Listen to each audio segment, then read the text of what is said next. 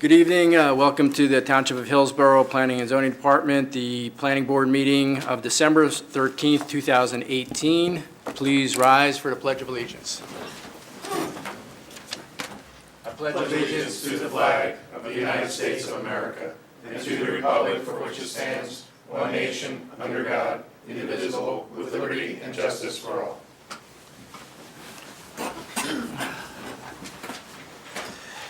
This meeting has been duly advertised according to Section 5 of the Open Public Meetings Act, Chapter 231, Public Law 1975, also known as the Sunshine Law. Roll call, please. Mr. Rachi? Here. Mr. Wagner? Here. Mr. Delport? Forgettable, but here, yes. Mr. Peason? Here. Ms. Beccarina? Mr. Hestad? Here. Mr. Scobie? Here. Mr. Weinstein? Vice Chairman Julian? Here. Okay, next on the agenda, we would have the minutes from November 29th. You just take a second and review them, and then we could ask for a motion.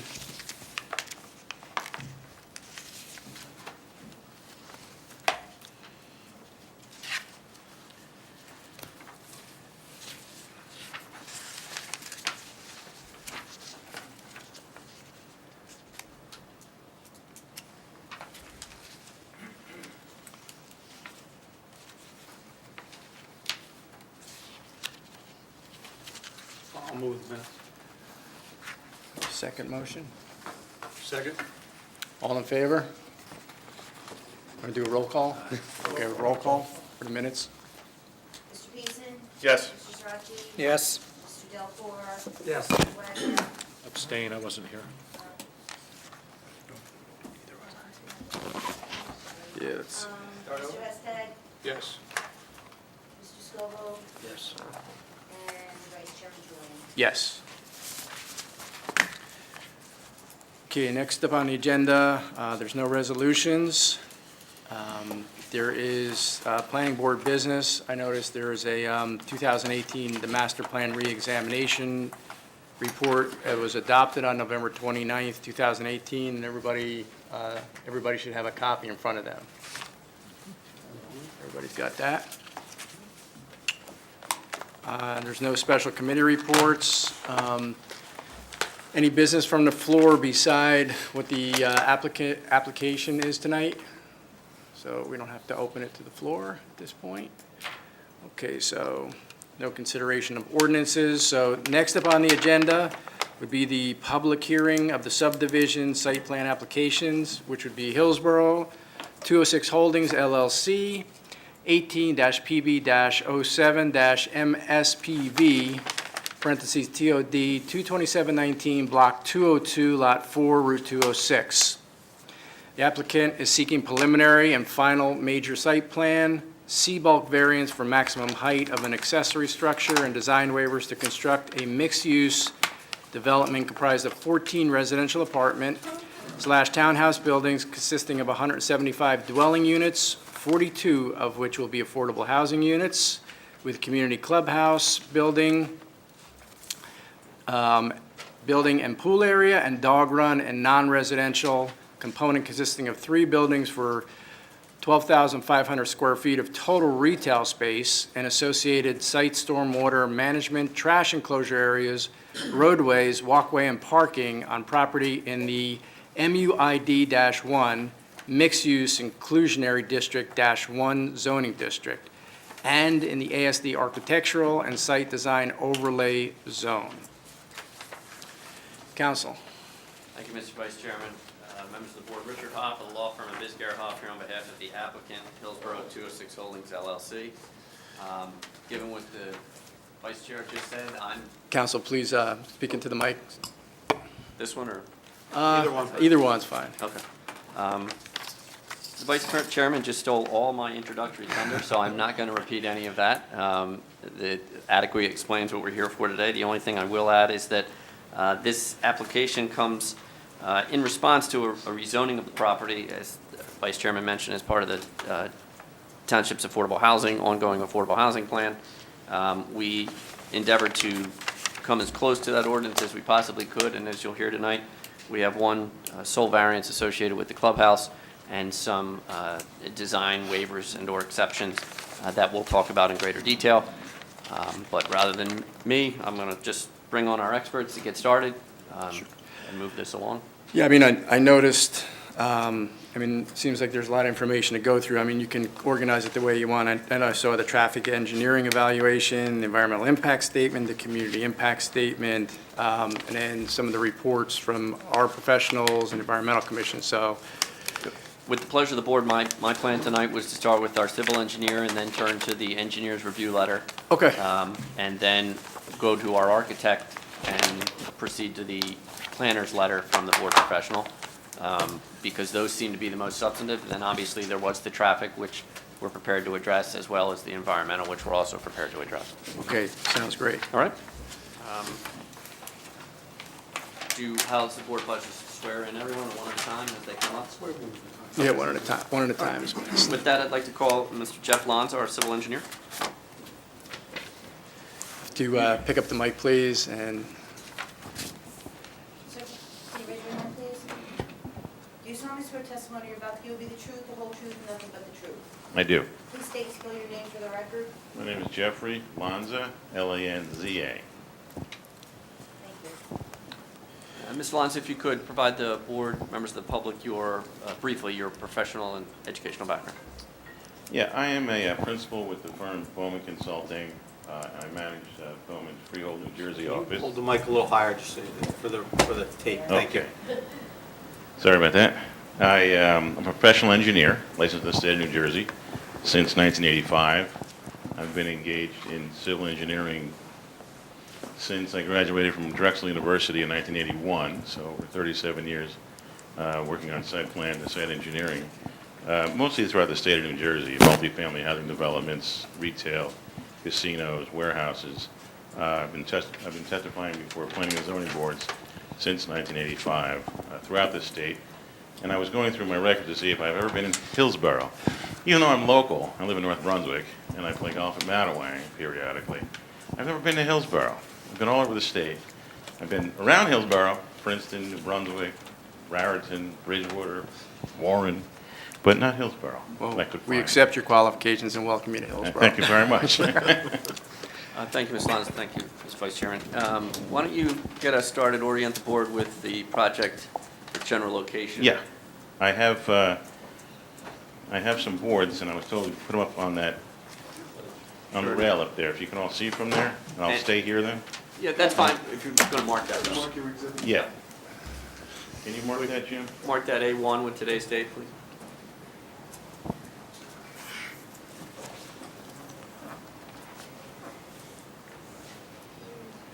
So this first exhibit, as Jim's marking it, is it's just an aerial view of the site in the general vicinity. You probably can, if you can see it, it's a north arrow, and it points generally to the right. So north is to the right. And Route 206 kind of runs north-south. You can see the road that kind of bisects the plan. And then there's an intersection with Mountain View Road, just in the upper right-hand corner. Thanks, Jim. The property in question is bounded by the large white line, the dash line. You can just go around that, Jim, real quick. So that's the property, and it's Lot 4 in Block 202. It's in the mixed-use inclusionary one zone, and it contains a little over 28 acres. The site is bounded by Route 206 to the west, and the new bypass to the north. Railroad tracks are to the east, so they're running diagonally across the page. On the west side of Route 206 are some commercial businesses, CenturyLink, internet provider, a glass gallery, there's auto service, a car wash, animal hospital, and 2 gas stations straddle Mountain View Road intersection. As you can see, the site is pretty open, and this is where we propose most of our development. Jim, could you flip to the next one behind that? This is a, You know, marked. yeah, you got to mark that too, Jim. I'm just going to go. That's A2. Good, A2. Council, we have to mark that, right? A2. A2? So basically, that area that was shown pretty open, that was formed, is where the project is going to be situated primarily. And I just wanted to show how that looks on an 80 scale drawing with a lot of the vicinity shown. Jim, if you can flip that back and then turn it around, I have a 40 scale behind it. And that gives a version that's comparable to the set you probably have in front of you on the dais at 40 scale. And that's A3. And that's A3. So I'll speak to this one primarily. Yeah, you stole some of the story. 14 residential buildings that will contain 175 dwelling units. Those are primarily to the right side and center. The clubhouse with a pool and 3 retail buildings along Route 206, all with associated parking. As you enter the site, the clubhouse is on the right side with the pool and the retail to the left. Further along, what we call for now Road A, you enter into the buildings, the residential buildings, and there's other loop roads that run around the buildings B, C, D, and E, which you can't see the letters from here anyway. Most of the buildings have garages, or have a garage for each unit as well, and with a driveway. So the parking can be in a garage and a driveway for each of the units that have the garages. We have 102 garage spaces and 102 driveway spaces. In addition, we have parking along Road A. Jim, show Road A, right down the center. And we have parking along Road B, on the east side of Road B. And a little pocket of parking up at the west side of Road D, right there, 4 spaces up there. All in all, we have plenty of parking. We have, at the retail spaces, we have 47 stalls, and around the pool, we have 16 spaces, west and north of the pool area. So altogether, using RSIS and the ordinance, we have a requirement for 389 spaces, and we have 404 spaces. We also propose sidewalks along all the roads, and Road A will have sidewalks on both sides. Road A sidewalks are 6 feet wide, and the sidewalks on the other roads are 4 feet wide. We also have a school bus stop just to the west of the clubhouse, and we've gone to the Board of Education about this, and they've approved this. Buses can come in, stop at that pad for the children, and then loop back out through the retail area, as Jim is showing, and back out to 206. Lastly, regarding the site layout, we have 7 trash enclosures. There'll be the masonry units with gates. And those are, we have one at the retail area, we have a double one. Jim, point to that, between building 2 and 3. At the pool and the clubhouse area, we have one. And then just, if you continue around Road B, Jim, you'll see another one, 3.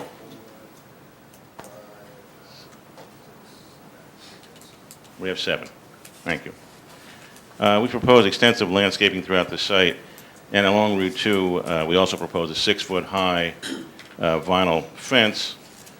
Jim, if you can point to that, it starts at the corner by Road D along there, and then cuts through between the retail and the building cluster 1.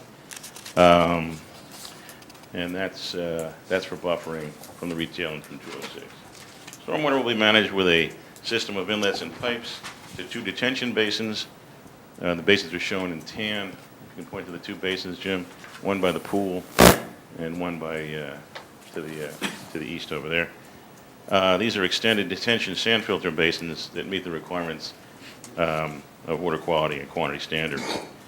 Our sanitary sewers will flow under Route 206 on the south side across 206 to the Hillsborough MUA pump station, just across the highway. Thanks, Jim. Water, gas, and electric will feed the site from existing utilities in Route 206. A final item to discuss is, on another board, Jim, is the access to and from the site. If you can bring that up and we'll label that.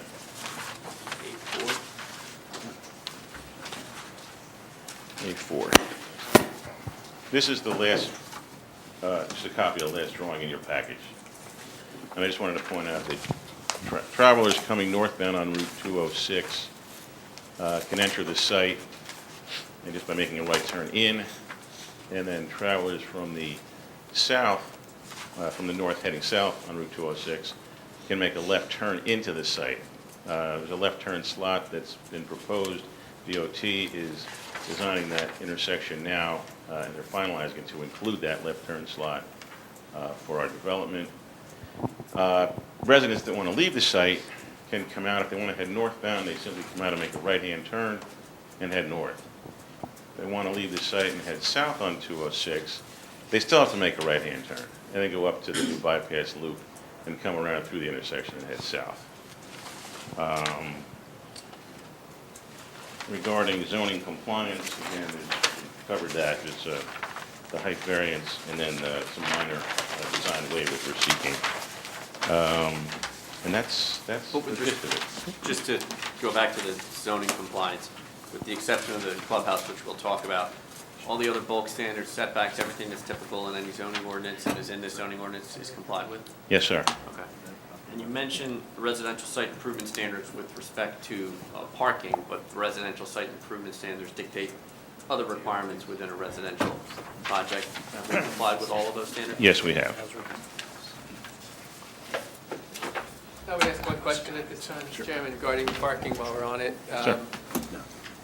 As I pointed out in my memo, your narrative says there will be apartment/townhouse buildings. And that, of course, as you know, the RSIS has a higher parking ratio for townhouses, and you would be under-parked if it were townhouses, so you just need to clarify if they're townhouses or not.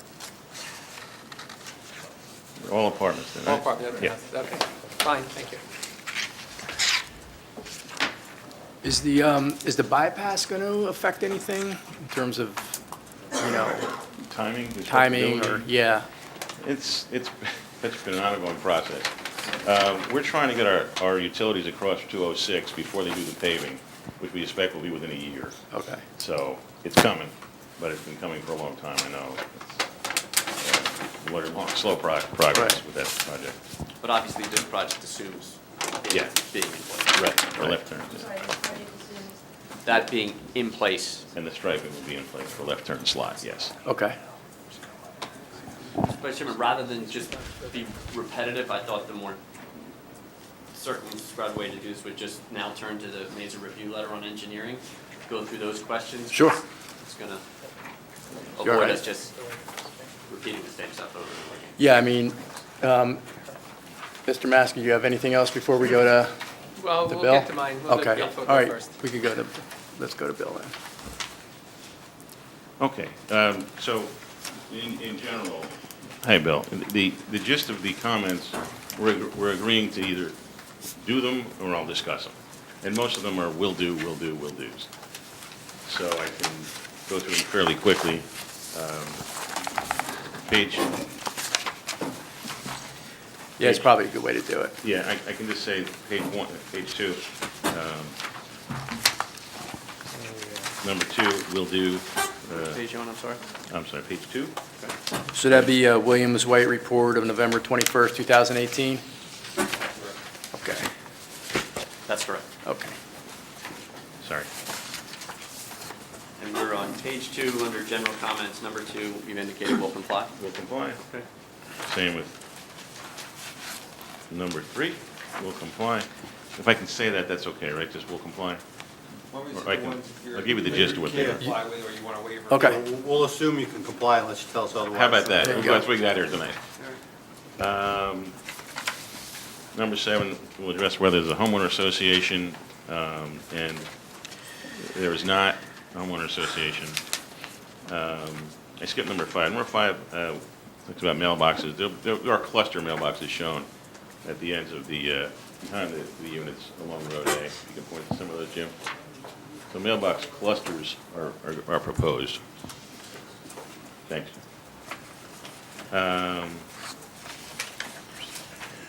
Number 6, just for the record, it's rental ownership, which then sort of dictates the answer to number 7. Right, thank you. What does that mean?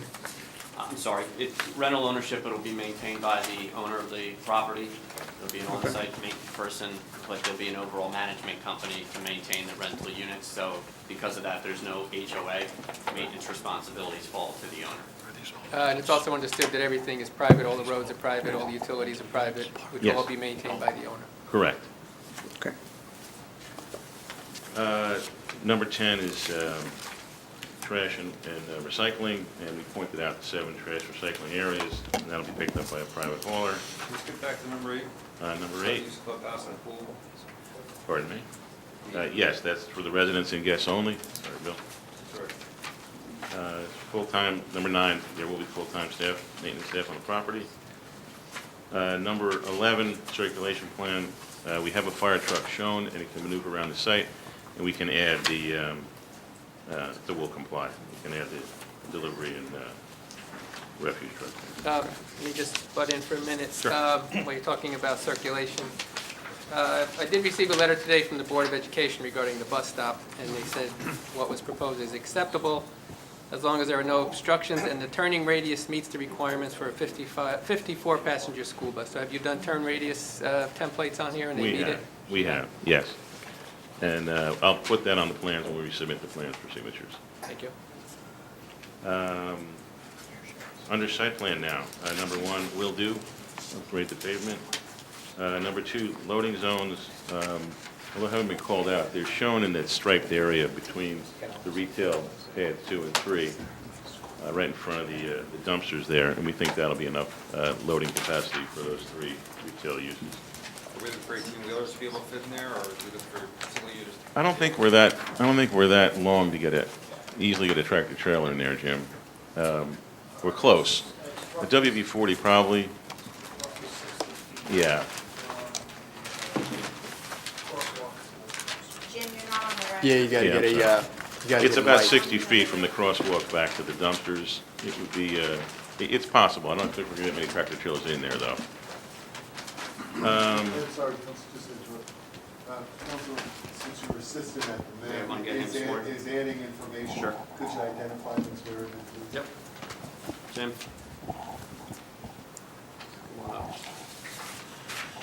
This is Jim Malaysia. This is Jim Ward. He's very You qualified. gotta, Grab the mic. you gotta use the mic. Went to a lot of school to point at that. How long have you had that finger? Jim, can you raise your hand, please? You gotta use the mic. Testimony you're about to give me the truth, the whole truth, and nothing but the truth. I do. Please state and spell your name for the record. James Ward, W-A-R-D. Hey, Jim, can you just, for the record, identify, where you work and your profession? I work with Jeff. I'm a civil engineer. I sign the plans. I'm a licensed engineer since 2002. Went to NJIT. Thank you. You mentioned there were loading bays where? Between the 2 retail buildings, right in front of the striped area between the 2 retail buildings? In front of the dumpsters? Yes. Between the dumpsters. Okay. It's not. We didn't call it out as loading areas, though, and we should have. Yeah, just for the record, when Jim speaks, you gotta come over, you gotta use the mic, otherwise you gotta go back and forth, but. I won't ask you any more questions. You know what, if it's easier, Yeah, you can grab that one that's- and give him the portable, it's easier. It's all about efficiency. I love it. Thank you. I saw your pain.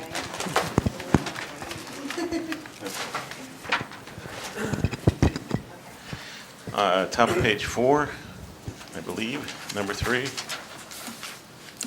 And we believe we are in compliance. And if not, we will be. Same with number 4 and 5. And number 6 is okay. We will clarify the granite block curbing versus the concrete. So farmers is the ones you can't comply with. Okay? Otherwise, you're in the way and you can't comply. Okay. We'll do. I'm going to go to the next page then, because we can level. Pool equipment located in the pool. Will be located outside the building. Number 11. This is regarding the pool equipment. Filter and heater will be located outside the building, rather than inside the building.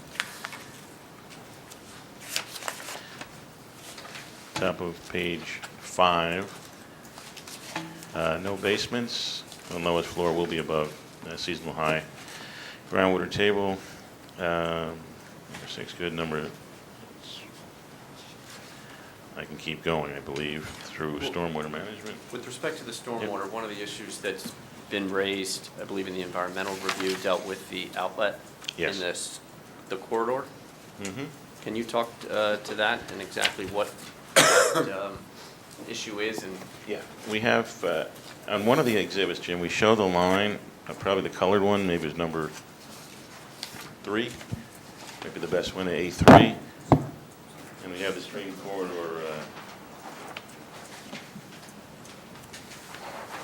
reservation line should be very hard to see, but it's well beyond the wooded area.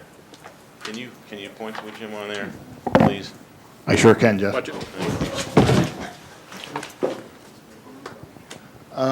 The DRCC buffer, which was originally the only buffer shown on the plan, is around the perimeter of the development. The town's corridor buffer, which is 150 feet from top of bank and includes the wetland buffer and any steep slopes that are in there, is inside that DRCC buffer, which is over here, about 100 feet. So, and I think the question is the outfall. Outflow from that stormwater basin. Correct. So the outfall from this basin has to get below the steep slopes of the bank, which is inside the corridor. So otherwise, if we tried to discharge above that, it would just erode. So we have to bring that outlet down and as close to the stream as possible for a stable discharge location. And we're asking for a waiver to be inside that. Correct. Inside that line. So the outfall is not located in the stream corridor, or it is? It's not in the stream corridor, it's located just inside the township stream corridor. Joe, the microphone closer. Sorry, located within the stream corridor line, yes. to the Vice Chairman's question, under the ordinance, Yes. under the township's definition of a Mhm. stream corridor, it's in that. It's in that, yes. Right. I mean, So Okay. we're seeking a waiver to allow for it to be discharged into what would be Right. characterized as a steam corridor by the ordinance, correct?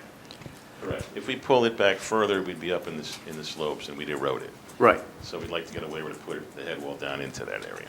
So that waiver is going to be from who? The section, is that what you're Yeah. looking for? So, yeah, You have enough. It's section 188-64D3. so is that from the state you're saying, though? That waiver? No, that's- It's our waiver. Okay, I understand. Okay, got it. Yeah, I wasn't sure, like, if we clarified that, because I know we talked about it at the Environmental Commission, and I know there were some issues in terms of the buffers and whose was what, so. Right. But you did get that clarified with the DRCC. Sir. Okay, got it. I think I can keep going through that down to landscaping now. Everything else we'll do, we'll comply. So you're at landscaping, page 6? Yes. Number 1 talks about the requirements that you can't be, a minimum of 0.3 foot candles and no more than a 0.5 foot candle average. That's very difficult to achieve. In fact, the lighting, Just for the board, a little background as to what the problem is with the lighting. And when I say problem, it's yeah. a problem under the ordinance, Yeah, but well, no, it's an issue of, it's very difficult to achieve that, if not impossible. It's such a narrow range, and we'd like to get a little more lighting around the retail spaces for security. So we did our best to achieve the 0.5 foot candle average max, except for in the retail area, we really thought it was best to have it a little brighter than that. 0.5 foot candles is pretty dim, and that's good for the most part, but the retail area wanted to be higher, and that bumps our average up a little bit across the site. So we're looking for a waiver to go a little higher than the 0.5 foot candle average.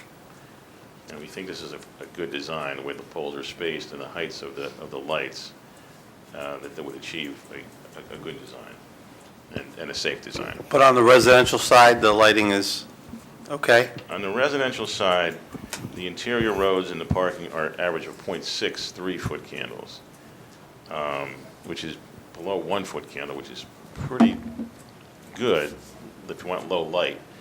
but still safe enough. Entrance driveway, 0.79, still again below 1 foot candle, which is kind of an average 1 foot candle most towns like. This is a tricky ordinance the way it's written. So we're looking to get something that's, gives some leeway to get a little bit brighter at the entrance and the retail areas, and a little bit over the 0.5 in the rest of the site. Because 0.5 is pretty dim, in our opinion. So, Bill, may I ask you a question? How have we dealt with this with other developments in town? Have we had trouble making the .5?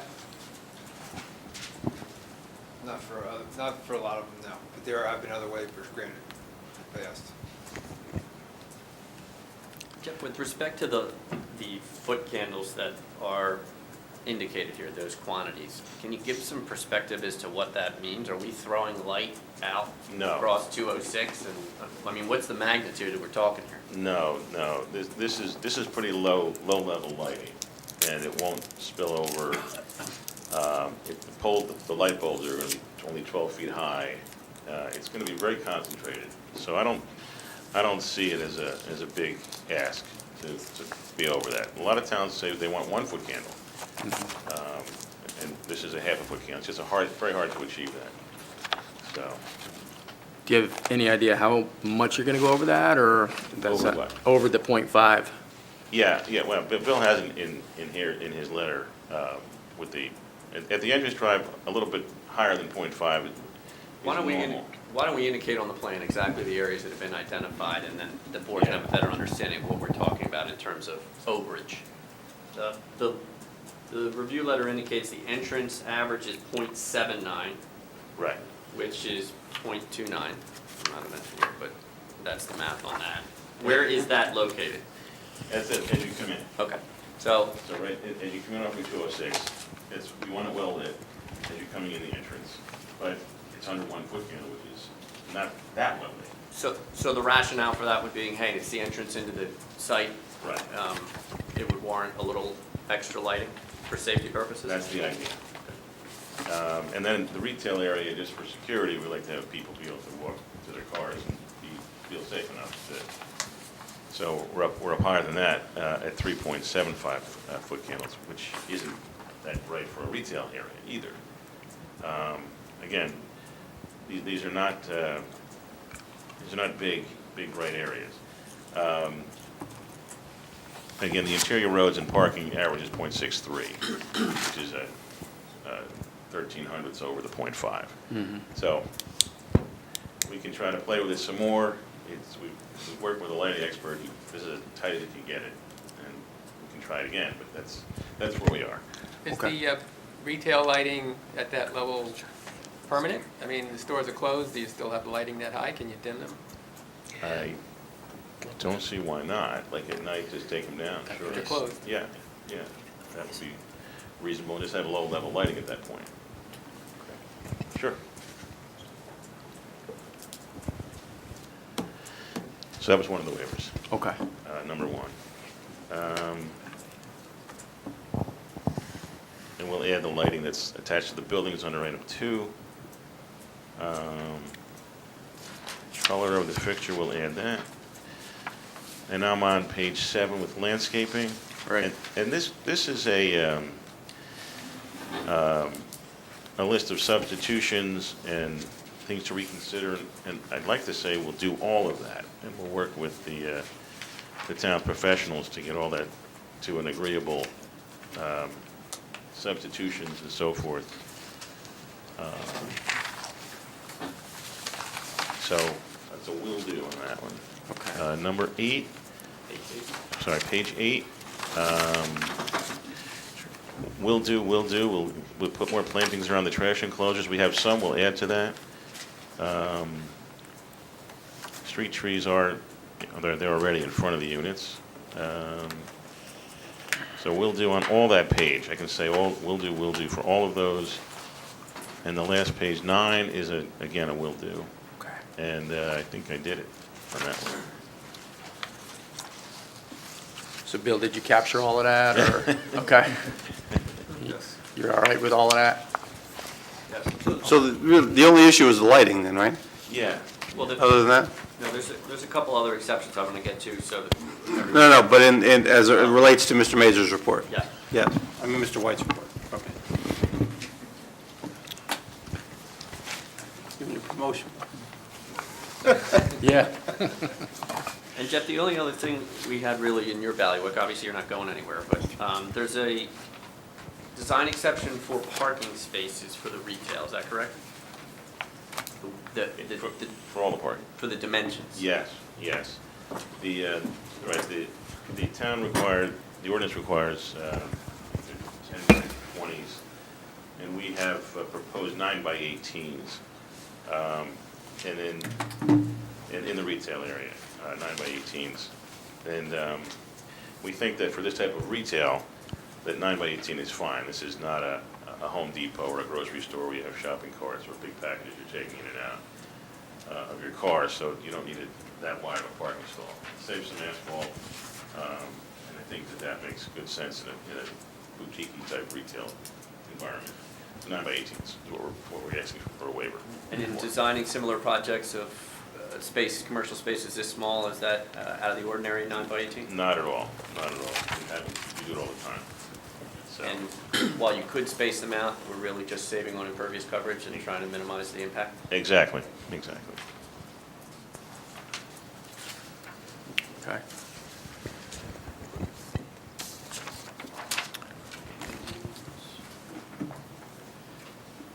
Sidewalks. I mentioned the sidewalks. They are along Road A, there's 6-foot wide sidewalks on both sides. That's the main road down the center.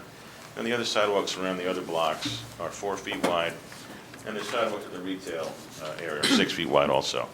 Town ordinance is for 5-foot wide sidewalks. We thought that 4s were reasonable. Most developments have 4-foot wide sidewalks. Except on roads which is more heavily trafficked, we went to 6 feet. We're averaging maybe 5 feet. So we wanted a waiver for that. But that's And not, again, with the, not the entirety of the site as you've indicated, just Right. in the areas where you would expect less pedestrian travel? Right, right, and no need, we didn't see a need for it with the additional impervious surface again. Is that more in the residential area, or? Why don't you indicate where we're talking about? The 6-foot sidewalks go down Road A, down the Road middle? A, right, both sides. And then around the other residential buildings, we have 4-foot wide sidewalks, be less traveled. And then in the retail area, in the front of that, all 6 feet wide, and at least 6 feet wide. They pop out wider, but minimum 6. Do you perceive people from the retail kind of just strolling around in there, or, I mean, what's your vision there? I mean, obviously, the retail size did a, and I think the intent of the ordinance is that it's complementary to the residential areas. So Yeah. and for that reason, I think, we designed to have, it's not a thoroughfare of sorts, but keep the main sidewalks down the middle at larger length and width than required. But we couldn't envision a situation where you're dealing with retail foot traffic that's going to be wanting to wander into the residential section. Yeah. If you do, you live there, and for the areas where it's proposed at 4 feet, we thought that they're serving individual buildings, so you're not talking about heavy pedestrian traffic. Yeah, you probably have an occasional straggler or two from the retail, but, Right. So that was the rationale for the design. okay. And the signage? Oh, that's architect? Okay. Yeah. And then I guess the last exception for you is the frontage improvements? Oh, that's an interesting one. Yeah, along Route 206, it was the buffer, required 5-foot wide sidewalk, 10-foot wide planting strip between the sidewalk and the right-of-way with street trees, and that's bordering on Route 206. We really can't do too much with that, but as I had mentioned, we did put a fence along there, a 6-foot high fence along the Route 206 area by the residences, and landscape the inside of that. Okay. So we think we buffer that. Well, it wasn't a buffer requirement. You're referring to the requirement of the right-of-way width and the 5-foot sidewalk, 10-foot. That's what you're referring to on page 6 of my letter? I didn't mean to skip to your letter. Well, that's... It was another letter we looked at. Yes. Something you had internal, I'm sorry. Okay. Let's go to that. Oh, while you're on it. Yeah, one, right. Yeah, hold on. page Let me grab 6 that. of my December 4th memo, Route 206 right-of-way. Yes. Okay, so we have certain requirements for everything fronting on 206. We're asking that you indicate whether or not you can meet those requirements, given that the 206 bypass is coming in. Right, we really can't meet those requirements. So we're requesting the waiver, and I was explaining what we had done in lieu of that. So it was a fence, and then a landscape inside the fence between the residences and the fence, and then 206 is right on the other side of the right-of-way. And how are you treating the area between the fence and the, right, what would be the new right-of-way? We're not proposing anything on the other side of the fence. But the fence isn't on the property line, is It's it? close to the property line, is it Okay. right on it? Can you check that, Jim? Yes. Is the fence on the property line? On- Or just inside, like Yes. 6 inches inside? Correct. Yeah, The right-of-way line? the right-of-way line. Is that acceptable? We don't have anything in the ordinance about where the fence can go. I mean, it has to be obviously on their property. I would, if DOT had any problems with it, I don't know. DOT gave us comments back on the progress so far with the striping plan that I had showed, I think it was A4, and the comments related to shifting the driveway entrance a little bit, avoiding an inlet. Nothing with the buffer. There's a big space between where the edge of the pavement's going to be and the fence. Maybe It's all gonna be right of way? Maybe they'll put some trees in there. See, it's all right of way. It's a big right of way. Okay, the concern would be that you're driving up and down 206 and you see this Just a 6-foot-high fence. wall running several hundred feet with Right. nothing On the other side of it. screening it at all from, that's my concern. I mean, I realize you can't, it's not practical to put a sidewalk in there, Right. but still, Can you break up that look? yeah. We can discuss it with DOT. It's their land. They may Or want you- to do it Or anyway. you can move the fence back and put screening in front of the fence. We put the fence back, we only have. that's It's about 20 15 feet. Yeah. Yeah, so we Gets a we little could pull tight. the fence back a little bit and landscape on both sides. We can put some But you shrubs can. on the outside. Did you say that Jim can. said you can? You can. I was saying it's about 15 feet. We have room to do something like that, Okay. if that's good. That will work with Yeah. Make sure that it looks good from One So, testimony you gotta talk from into the the mic. audience, please. We'll work with DOT and we'll look Okay. at pulling the fence in. Sorry about that. Yes, we're going to say the applicant will work with us Yes. on the landscaping and pulling back the fence. Yes, sir. Okay. Sorry, I thought that was the last. Anything going out there? No, that's all right. The last one I had, I believe it's in your responsibility, the light post spacing. Yeah, I did mention this. Light posts are where there's space, we can get the lighting that we think is desirable and safe out there. They're about 100 feet apart. Ordinance, one of the same letter mentions 60 feet apart is required. If we go 60 feet apart, with the light sources closer together, it makes things even brighter. Again, we're a little bit over that 0.5-foot candle, so we think the 100-foot spacing makes the most sense, rather than 60 feet apart.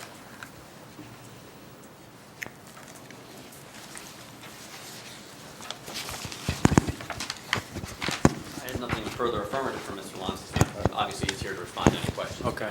I'm sorry, Jeff, can you speak to the monument sign, as that's on the site plan? The architect is not going to speak to that. That's, okay. Can we have a bigger plan then, Jim? I take that back. I thought the architect was Thought I was done. Okay. Oh, is he going to address Mr. Maskey's letter too?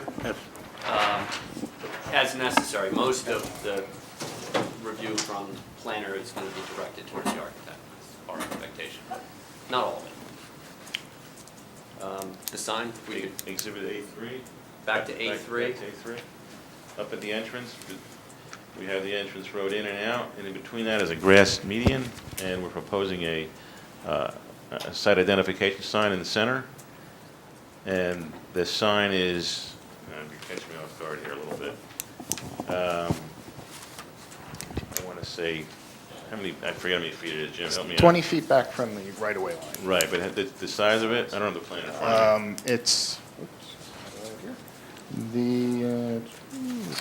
5 feet tall. Yes, 5 feet tall. Right, where 4 feet is what's preferred, allowed, and the sign area is 36 square feet, where 12 is allowed, and it's a double-sided sign.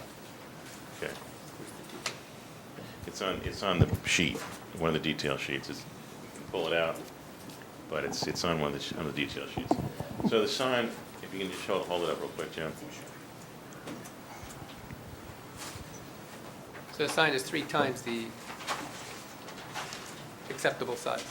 Right, you have 12 square feet allowed, we have 36 square feet, and we're 20 feet back from the right-of-way line, which is another 15 or 20 feet from the edge of the pavement, pretty far back.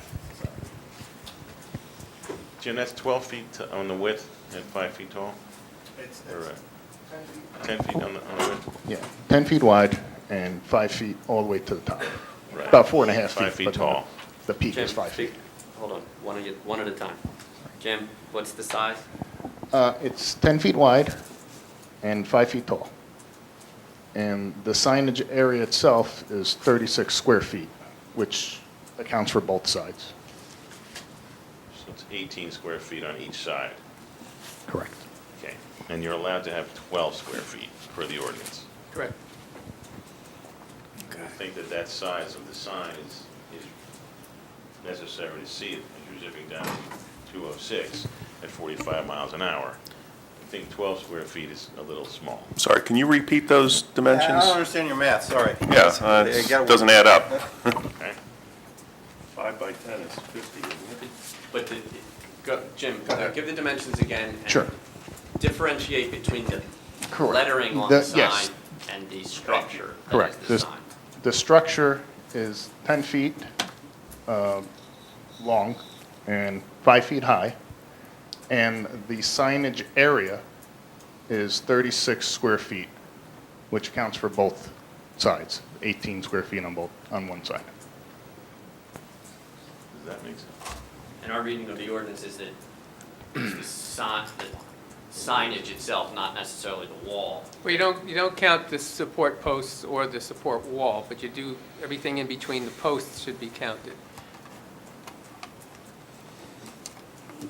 So even the masonry would be considered part of the sign? I'm going to say yes. So we gotta reduce I'm not it. sure that's right. I don't mean to question, but that doesn't sound right. Huh? It would make it awful small. Yeah. Mm-hmm. Correct. So you're saying the rectangle around the lettering is 18 square feet? Yes, correct. Okay. Versus we should have 12? 12, correct. And it would be permissible to have 12 on both sides? Yeah, you're allowed to, yeah, you don't count it double, correct. You're allowed to have the same on each side.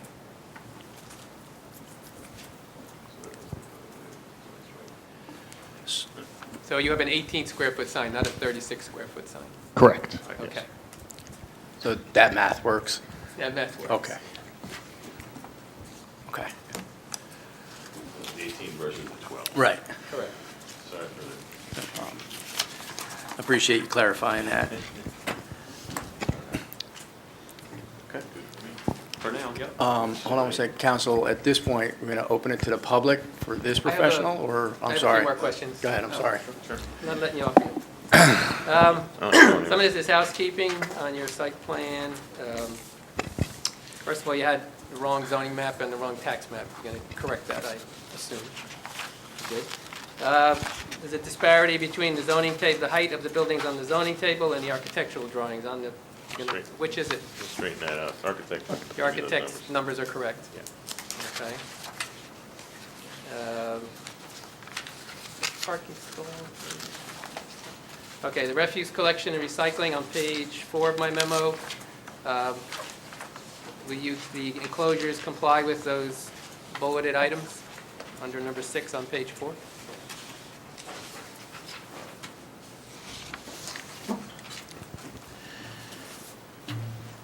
Yeah, they'll be screened from the public. 3 sides, fence in the front. Details are all on the plans. Yes, The masonry will be textured to blend with the overall design of the product. Yes, bullet number 2. The mason would be textured to what? To blend in with the overall design of the project. Don't mumble, she's taking I'm down everything. sorry about that. You've been doing it all I'll slow down for you. Yeah. I will slow down for you. Then the third bullet regards possibly putting a hose connection outside. I think it'd be best if they just maintain the area so you don't have to hose anything down. So you need a waiver from that. Yeah. Okay, signs we talked about. Number 8 on page 5, I don't know if you can address this. It's a matter of the Yeah, that's labeling enough. of the retail CPAD. Is it a bank or is it not a bank? It's a bank. It's a bank. Okay, make sure, don't call it retail C, call it a bank. Right, please. right. And the reason for that, obviously, is that you're only allowed to have drive-through. Banks can't have a drive-through restaurant, for instance. No drive-through restaurant, right. Okay.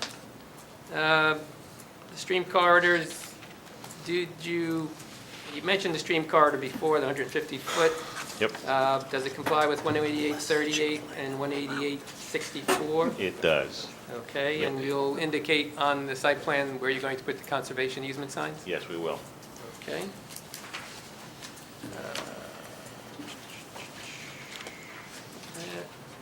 Are you going to, well, maybe this is the architect, about mitigating the noise from the railroad and bypass, the architect? Architect will take care of that.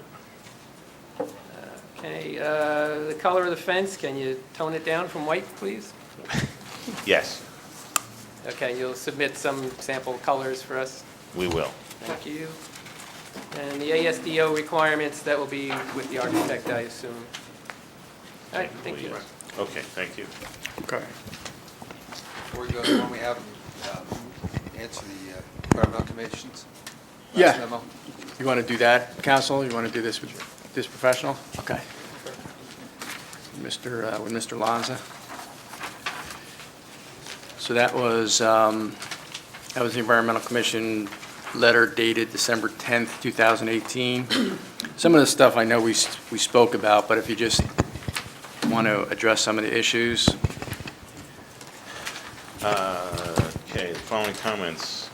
Township stream corridor line. First bullet, yes, that is on the plans now. And Jim had pointed to it. If this outfall is located in the stream corridor, then a waiver will be required. Yes, sir, come on. If the outlet is located in the stream corridor, then a waiver from the ordinance or variance will be required. And we discussed that head wall will be down into that, and we requested the waiver for that. Tree clearing is to be restricted to a time of year so as not to impact the migratory birds, which we'll do, and Indiana bats, which we'll do.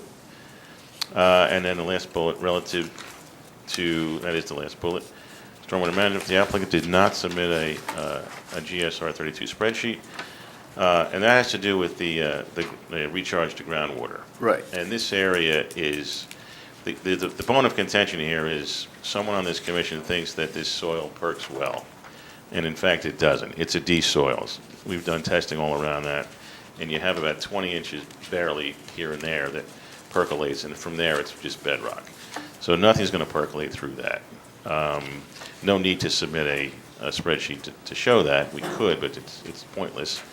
And with these soils, then we're proposing to have the detention basins with the sand filter in the bottom and a perforated pipe to drain out. We can still talk to the Soil Conservation Service. I don't think they're going to give us a reading on that, but we'll try to do that. Yeah, that was just to verify if the Yeah. soils are a Class D. Yeah, it just doesn't perk. Right. So that's why we have designed it the way we have, and it'll discharge out to the stream. Yeah, and I think the discussion was the fact that it doesn't perk is almost better for you in a sense where it exempts you from some of the issues in terms of percolation. Right. Right. Right. Okay. So that was the last bullet. Okay. Yeah, and I see the IBAT letter, and I see the, for the long-eared bat, I see that letter. So, okay. And we talked about the outfall, Indiana bat, okay. I think that was all the issues with the Environmental Commission that I could see. Bill, did you see any others that I missed, or? Okay. Mr. Vice Chairman, for housekeeping, the Bureau of Fire Safety did a letter dated November 28th, 2018, and we will comply with all of those comments as well. That was what again, counsel? November 28th. Okay. Taz can't hear. Sorry, November 28th, 2018, from the Bureau of Fire Safety. Oh, okay. That was from the fire chief. Yep. Okay, I see that. And those were all will complies. Okay, so then at this point, council, we got to open up to the public? Yes. Correct? Okay, so I have a So motion. moved. Second. Okay, so we're open to the public. Does anybody from the public have anything you want to ask? You want to come up to the mic, state your name and address? Any questions you have for this particular applicant, this particular professional, excuse me?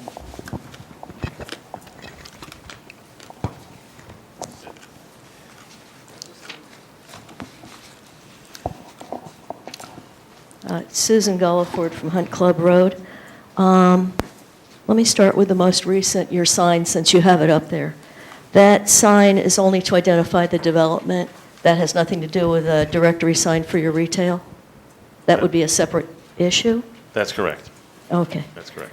On the 42 low and moderate units, are they going to be distributed throughout, or are you going to locate them all in one spot? They'll be distributed.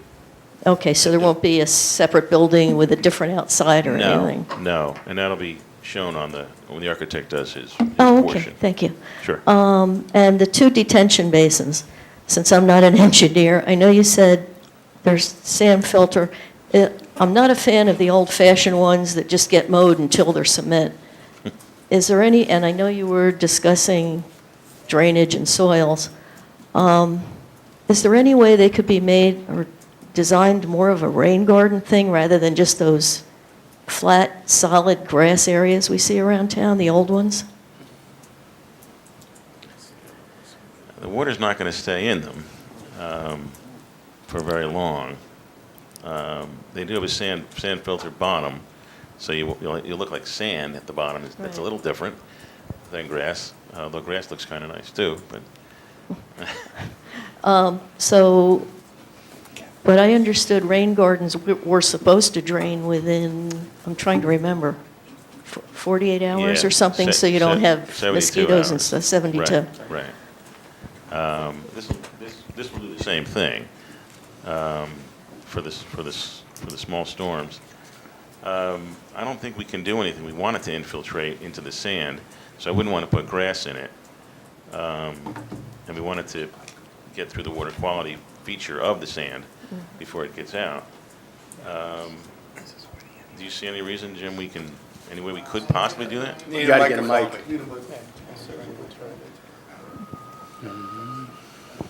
I think, in my opinion, that rain gardens are usually a smaller scale. This is larger for managing a 100-year storm and things of that nature. But if you take a look at what it's going to look like is basically, there's going to be walls around it. It's going to be down in the ground. You're really not going to see it. There's going to be a fence around it. So it's really not an aesthetic feature.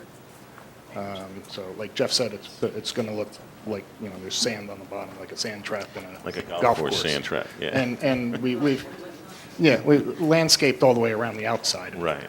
So the landscaping is not integral, into the bottom of the basin, but it's around the basin. The tree removal was not discussed this evening. I might have heard that at Environmental Commission. So you'll have somebody handling, like, number of trees being cut and that later, right? We've done that. It's on the plans. You can flip to one of the drawings, Jim. It shows the tree removal. Did we mark the whole set as something? Can I just This is refer to the- a sheet? This is the submitted set. Do you want these marked separately, or can we just reference the page number of I the? think we can just reference it as sheet 1 of Yeah. 2 or 3 of whatever. Okay, It's the thank same you. set the board has in front of them now. The board has these plans. So we have a tree removal calculation, and we've surveyed all the trees, and there are some that, around the perimeters, that do get taken out. I think it's, I forget how many trees get taken out, Jim. Can you read me that number or yell me that number? 109 trees or something? There's 109 trees to be removed, and basically they're all the way around the perimeter of the development. So there's 109 trees to be removed. Based on the calculations, there's 218 trees that need to be replaced, and we are replacing, help me out, Jared, 327 trees.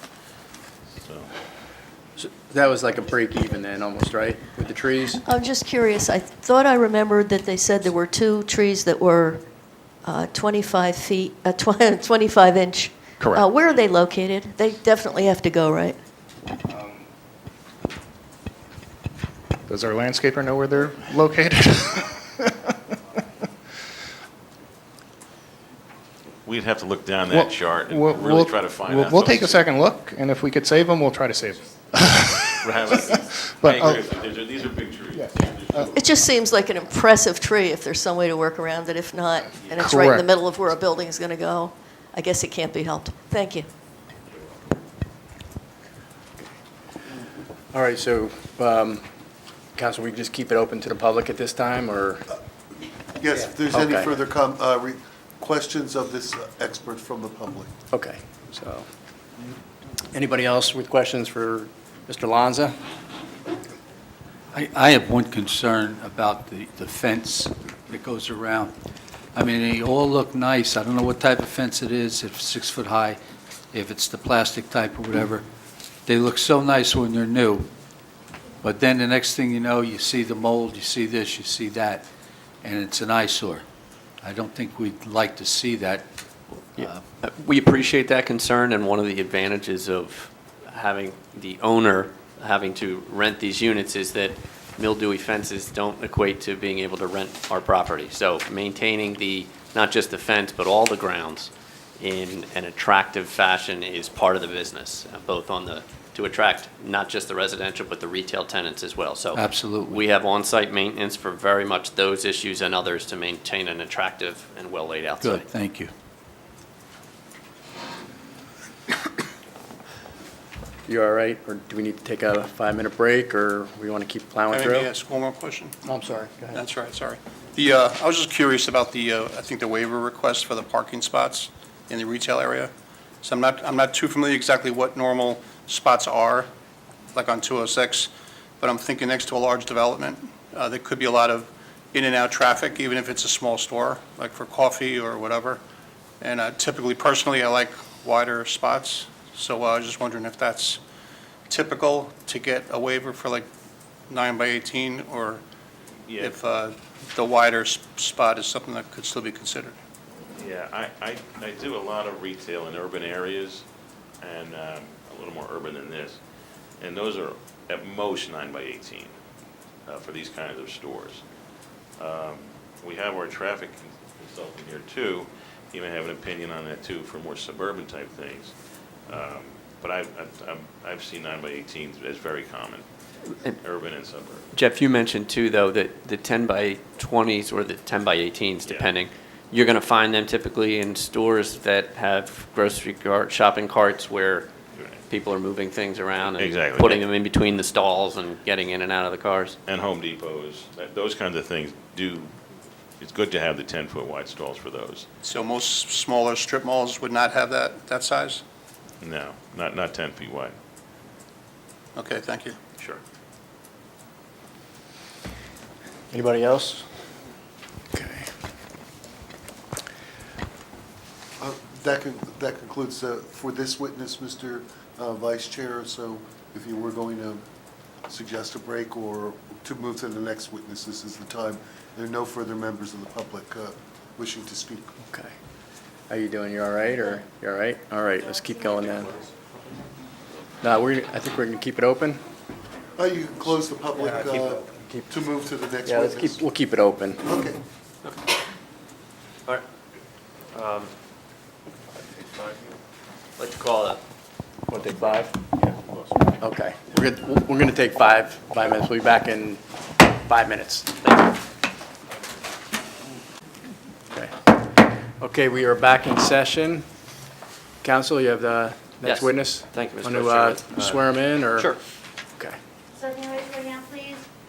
Do you solemnly Mike, swear- I'm sorry, take the mic. Oh, do you solemnly swear the testimony you're about to give will be the truth, whole truth, and nothing but the truth? I do. State and spell your name, please. My name's Jack Raker, R-A-K-E-R. And Mr. Raker, your educational and professional background, please? I have a bachelor's in architecture from New Jersey Institute of Technology, and I have been practicing. I'm a principal at Minnow and Wasco Architects and Planners. I'm a practicing architect for the past 25 years. I've been with Minnow and Wasco for 20 of those years, and I've testified before numerous boards in the state of New Jersey, actually in the tri-state area, in New Jersey, Pennsylvania, New York. Okay, we will accept those qualifications. Please proceed. Thank you. Mr. Raker, if you could, we've gotten the layout of where the buildings are. Why don't you fill us in on what they look like? Sure. First, I'd like to thank the board for considering mixed use on this site. It's great to see that a lot of boards are turning around and approaching a lot of sites as mixed use. I'm going to go over one of the building plans. The building plan that I'm going to go over is one of these sort of 3 modules. It is a smaller one. I'm using it because I can blow those buildings, those plans up a little bit bigger for everyone to see. And I have some elevations to show you as well. So it's going to be one of these front buildings that I'm going to walk through. And Mr. Raker, just for the record, as you go through them, we pre-mark these exhibits. Can you just indicate as you get to each board what they're marked for the record? Sure. This first one is actually, if you wanted to follow along with a set, it's A1 in your sheet set, but it's marked as an exhibit A5. And that's simply a colored version of the set? Simply a colored version of that set. So the building we're talking about is the one on the right here. And I'm just going to describe it. I know it's probably difficult for you to see from that distance, but what you're looking at is a series of pods that are put together, and you can see there's a number of different lengths of buildings in here, and they all are made up of a series of configurations. So this green area consists of 4 dwelling units. So in this pod here, we'd have 2 garages. Those garages would be directly accessed by 2 dwelling units. And there are doors at the back and doors at the front to access those. I'm sorry, at the front and then at the back for each dwelling unit. In this pod, there's a 1-bedroom, and then there is a COA 1-bedroom. That front door would be just off to the right for the COA, and there is a garage that is next to that COA that accesses a stairwell, which goes up to the 2nd floor apartment. Mr. Raker, you've used the term COA. When you mean that, you're meaning it's one of the affordable units within the project? Correct. All of our units were labeled in the plans that were submitted. They're called COA 1-bedroom or COA 2-bedroom. Those are the low and moderate units. Thank you. So on the ground floor, there's also another garage here that accesses the 1-bedroom on the ground floor. There's a stairwell on the corner. That stairwell accesses a COA 2-bedroom or low and moderate unit on the top floor. So there's sort of a scissor configuration here. The stairs go up and access the front unit, and the stair goes up and accesses the unit to the rear. There's a varying amount of configurations for that, but basically each pod will have about 4 dwelling units and 2 garages on an average. And then with that, you can see in the plan there's a lot of bumps and jogs, ins and outs. That allows us to articulate the variation in the elevation. And we use a lot of different techniques to do this. One, we create a lot of bumps and jogs, which creates shadows on the building. We also turn gables and accent different color doors as well, garage doors, front doors. We change the panel style of the front doors as well. We do 2 different color roof colors and 2 different siding colors to break up the mass of the building even more. Keep going. And that you're referring to is what exhibit? That Mr. Rick? exhibit was A6. Okay. Additionally, I have here, I'm going to talk a little bit about, before I go on, just briefly overview, there's a total of 175 dwelling units. There are 133 market rate units. There are 20 one-bedrooms, 113 two-bedrooms in the market rate. And then the COA mix is regulated by the state, is 8 one-bedrooms, 25 two-bedrooms, and 9 three-bedrooms. So with moving to the back, we do a lot of the same techniques, changing siding color, changing roof color, turn gables, bump and jog the elevation, create a variety, and break up the mass of the building. And we'll use these techniques for all of the buildings on site. And Mr. Riker, that's exhibit, This is exhibit A7. and that's a rear elevation? Rear elevation of the all the units have terraces, porches at the back, and ground floor patios.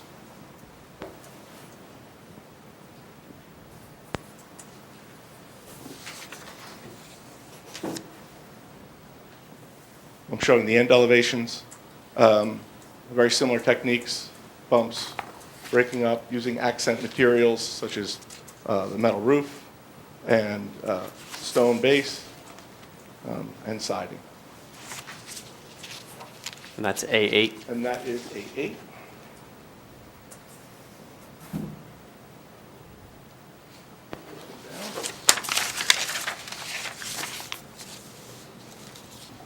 And when we get into the planner's letter, we'll talk a little bit more about how some of these techniques translate into some of the guidelines, design guidelines.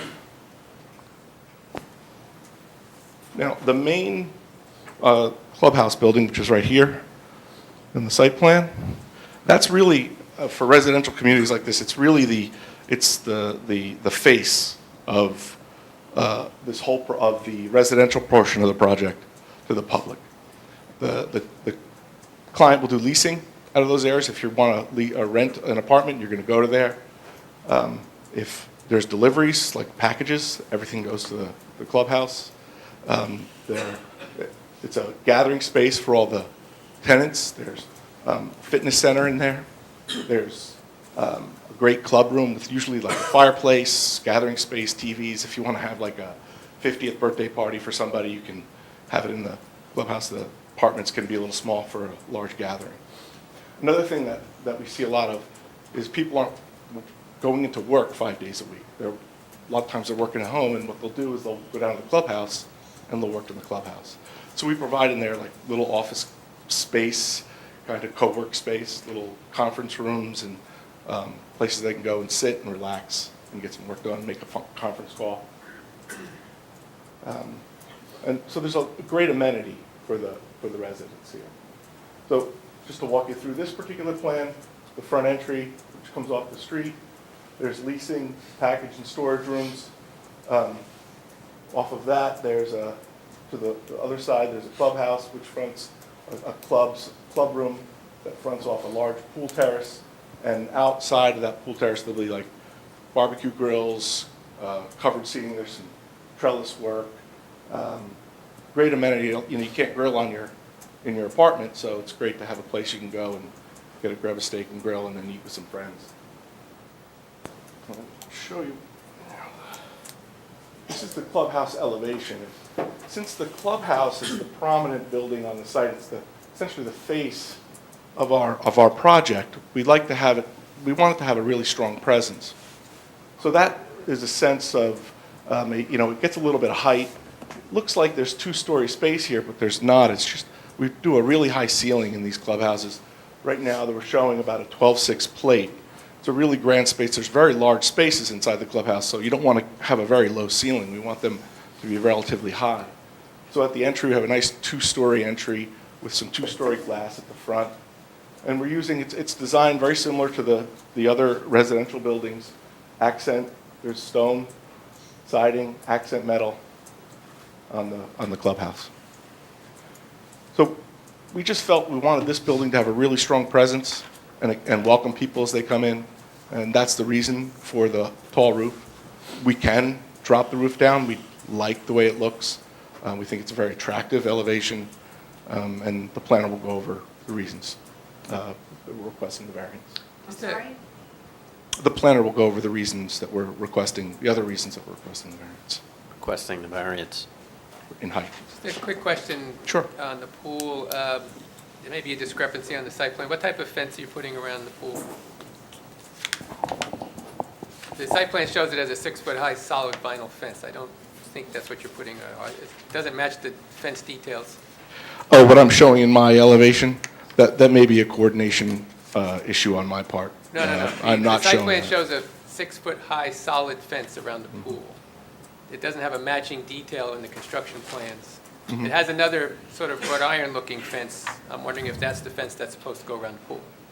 All right, so you need to clean up the site plan, that's all. Okay.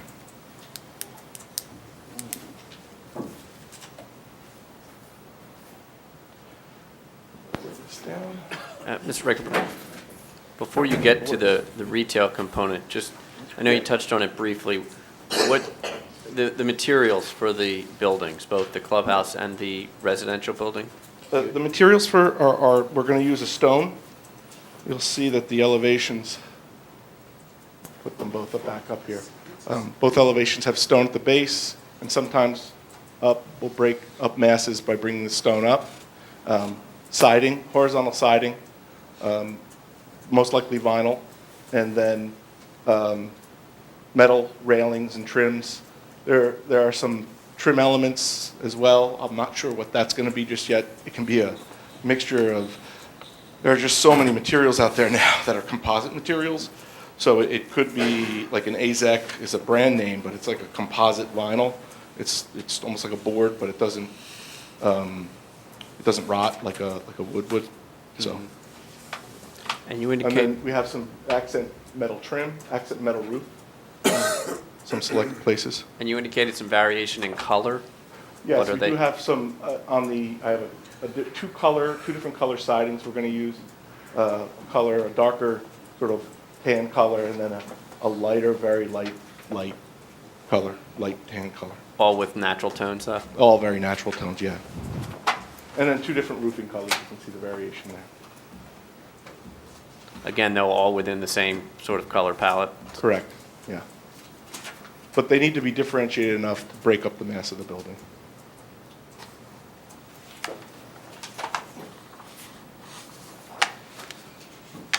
And then I'm going to bring up a typical retail elevation. Again, this is a placeholder for the retail.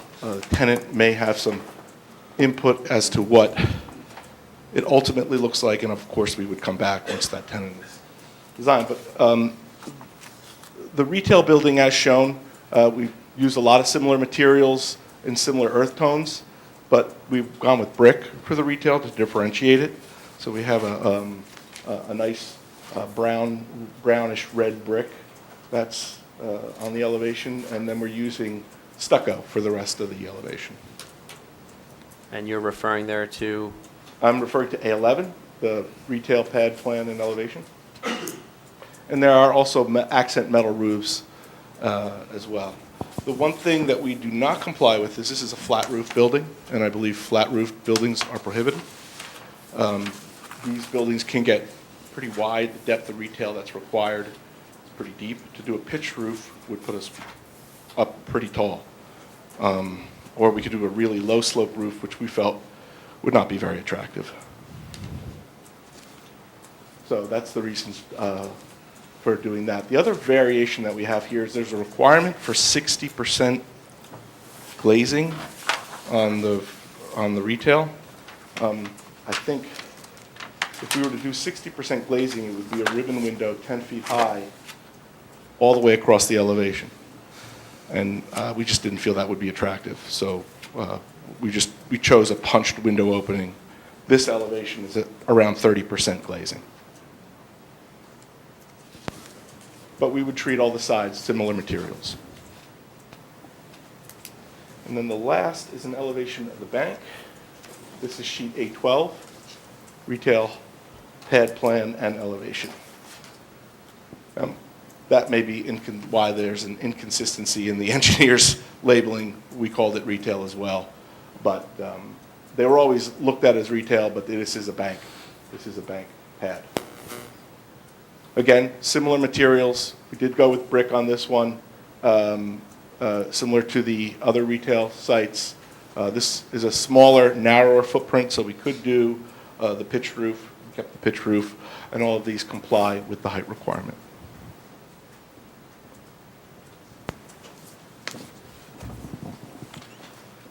That's it.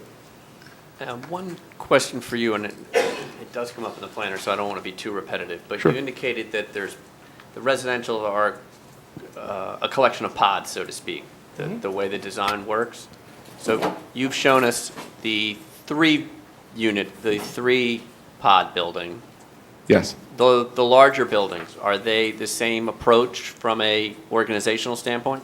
They are, and there are a couple in our plan. You know, again, these are concept drawings.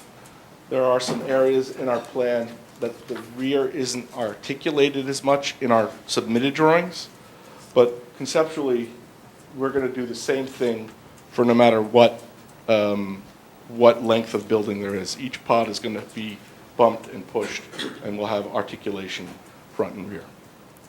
And the elevation to the right, what exhibit is that? This is the 3-module. No, but what number? A what? Number, that's A6. Okay, so you see the roofs, and the disadvantage of two-dimension is you get no depth, obviously, but those roofs and the windows, that's all moving in and out? Correct, yeah. Everywhere you see a shadow, you can see that there's a recess or a bump, a move in elevation. And you indicated the purpose of that from an architectural perspective is Just what? to avoid a long, monotonous elevation.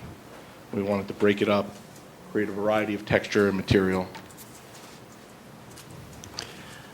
But I mean, overall, you're trying to be consistent in terms of your architectural between the retail, the bank, and the residential? Yes. Okay.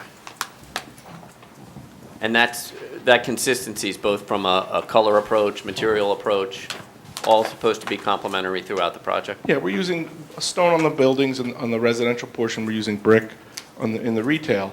But we can select similar color palettes that work well with one another.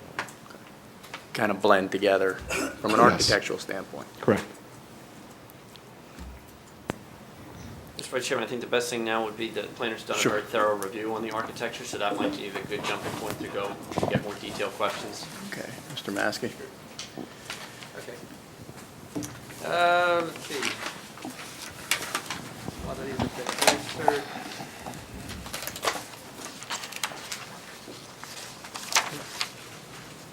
Okay, on page 6, we'll start there. Number 13, general comments. A, what if any measures are being taken to mitigate the noise from the railroad and the Route 206 bypass, particularly the units that are backing onto the railroad? We will be putting in additional glazing that will mitigate the sound. But modern construction, the way the walls are thicker with the new model energy codes, the walls are not going to be a problem at all. We won't have to do anything extra. Okay, because I know your firm designed the units over in Raritan Borough next to the Yes. railroad, and you did some extra insulation, extra windows, whatever, similar to Yes. that But the approach? new model energy codes require that extra thick wall anyway, so we're okay. Okay. How about the units up by where the bypass will be? You going to treat them as well? You know, we hadn't thought about that. If we could definitely do that if we feel it's necessary. Again, you know, modern construction really is the way these are going to be constructed is pretty tight. The new modern windows are really good. It's that low rumbling train that Yeah. you know can just permeate through everything. That's Okay. what we really want to. I think the best way to go through the ASDO standards is similar to what we do with the engineering, and tell us where you need a waiver. If you're Sure. complying, fine, but which of these do you need a waiver from? Yep. Starting on page 7. Okay. On all the general guidelines, we're good. Okay. Portion, scale, and massing, we're good with that.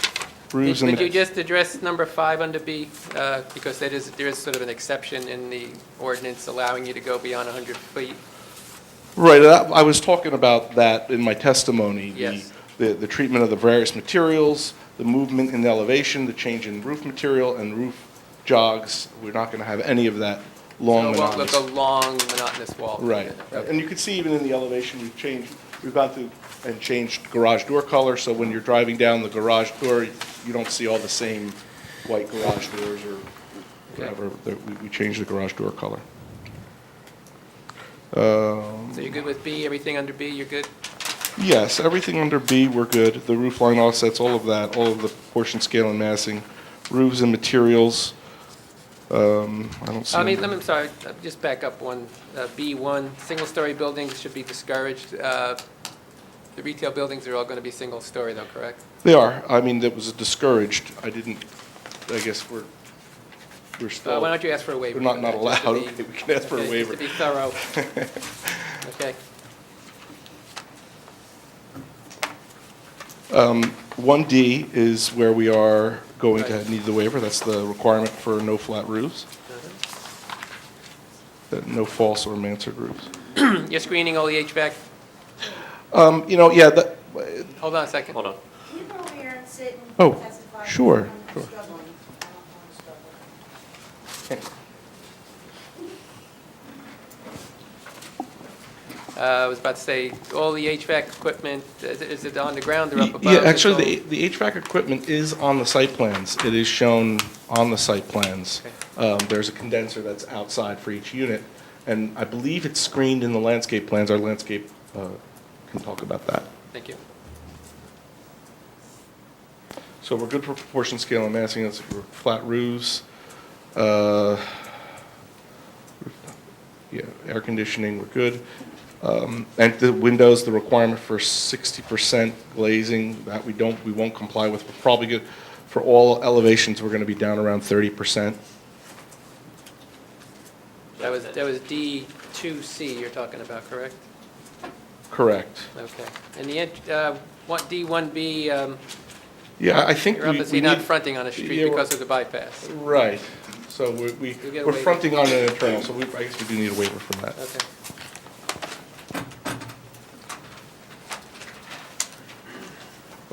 All of the facade treatment and facade materials we comply with.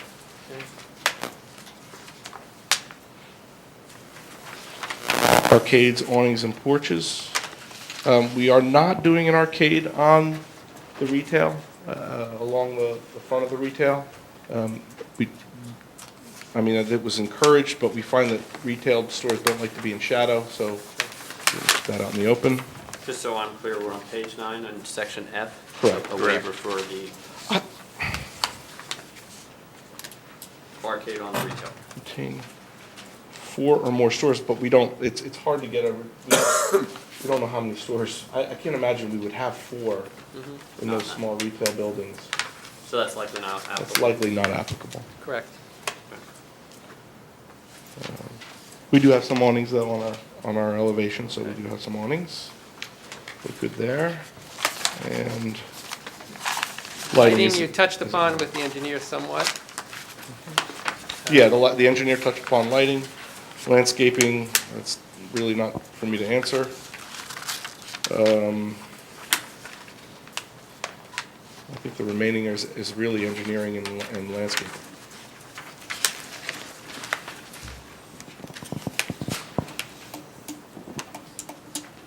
You're saying I is engineering? Pedestrian circulation, public and semi-public spaces, and street furniture.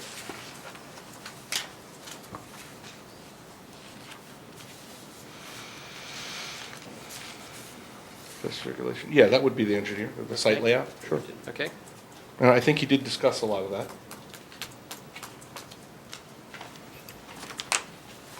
Driveways, parking lot design. Yeah, this is definitely civil.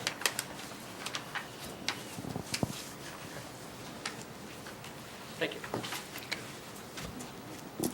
Mr. White, do you have anything in terms of architecture? Just as a question in regard to the outside density, they're not showing the plans nor the site plan nor the landscape plan.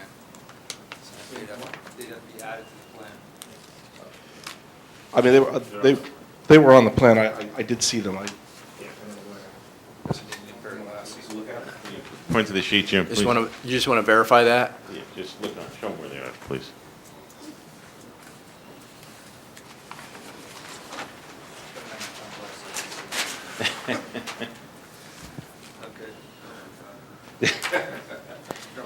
You had to ask, right? So, yeah, they're showing.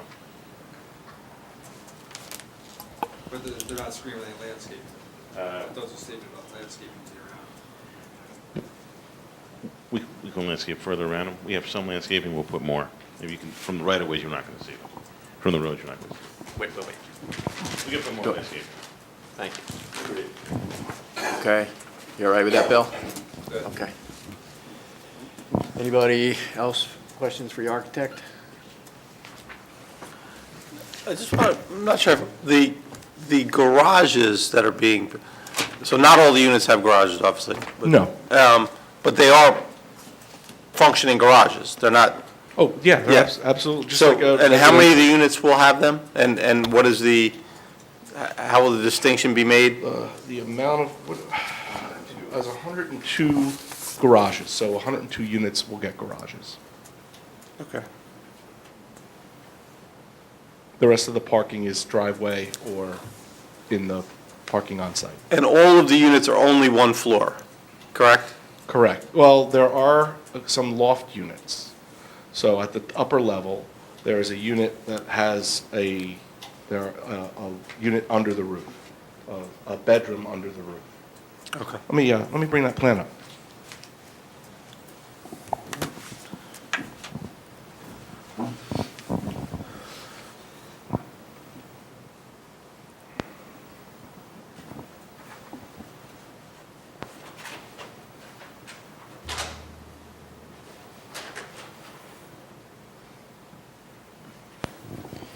So this is sheet. Yeah, hold on. Put it up there, then talk into the mic.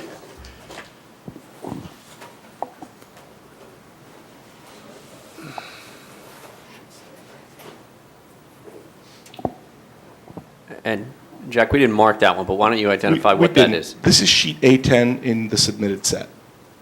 And it's three-end building plans, three-unit end building plans.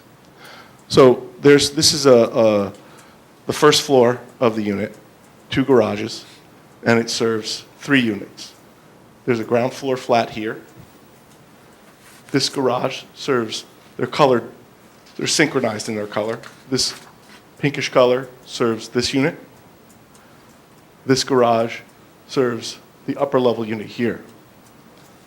Under the roof, there is a bedroom that's served by this stair that goes up into the bedroom, up under the roof. Can you point to it on one of the elevations? 3-unit module, 3-unit end building plans.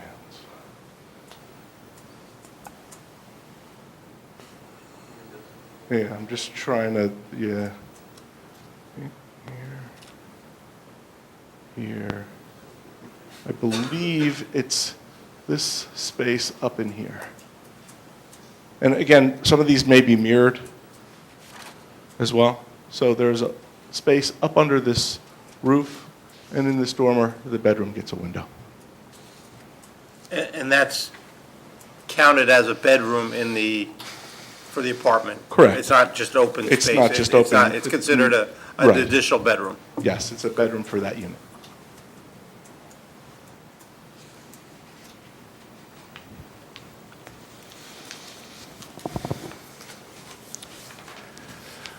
Okay, so, Sorry, one more go question. ahead, I'm sorry. And then, so the non-garage units,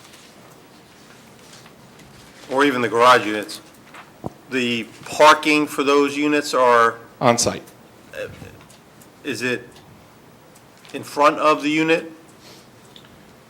Well, if you're, let's say live in this module, and you're one of the units that doesn't have parking, you're going to park in this area or this area. Which exhibit are you pointing at? I'm sorry, I'm pointing to the site plan, A3. A3.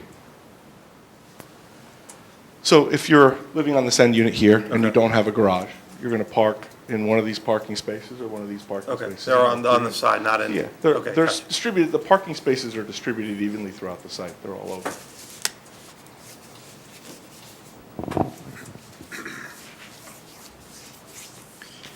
Anybody else before we open it to the public? Or, Yeah, I just had a related question since it's on the topic. So not every apartment has a parking spot in front of it, Correct. right? So even like in the middle where there's longer roads, there are roads that you can drive through, but there's no parking on the street either. That's correct. I'm guessing. You have to walk from the kind of corner. Yes, you'll walk from your parking spot to, it's, 100 feet, 150 feet to And to they're an designated apartment. And that's spots? not uncommon for apartments. Designated spots for each apartment, or is it all open parking? The garages will definitely be designated. Sure. They're obviously designated, and the driveways are. The But I balance. don't know what the balance Okay. you'll assign any, no. They'll just be open, first come, first serve.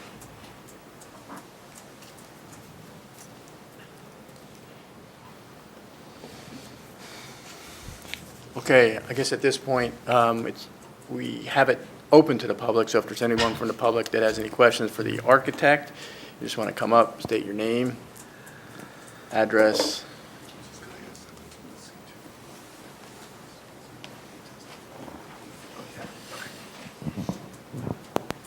Yeah, you,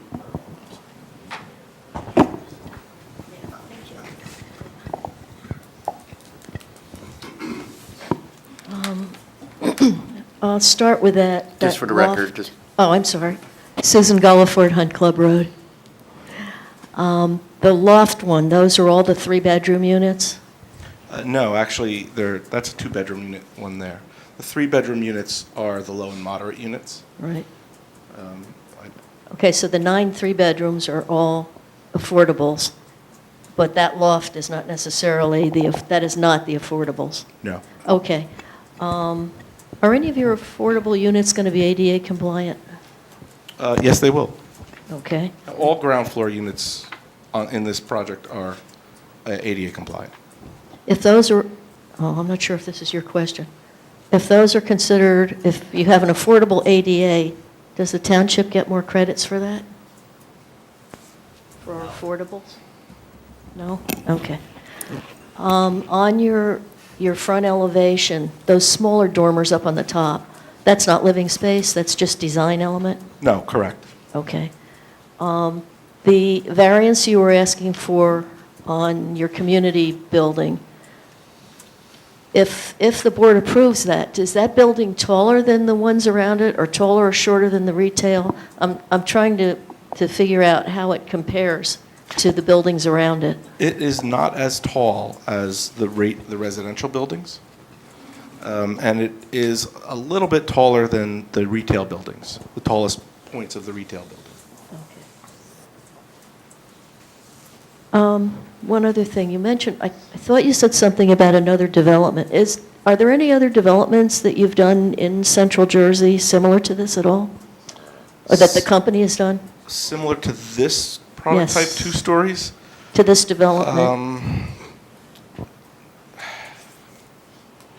The only one that I can think of that's similar to this, but it's 3 stories, is one we did in South Amboy.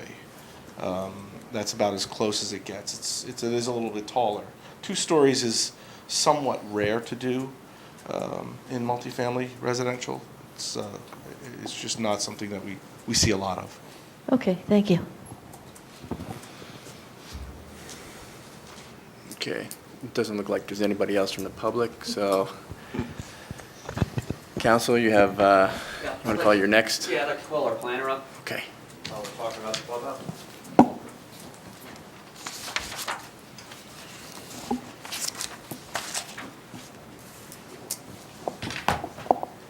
So can you raise your right hand, please? Do you solemnly swear testimony about to be the truth, the whole truth, and nothing but the truth?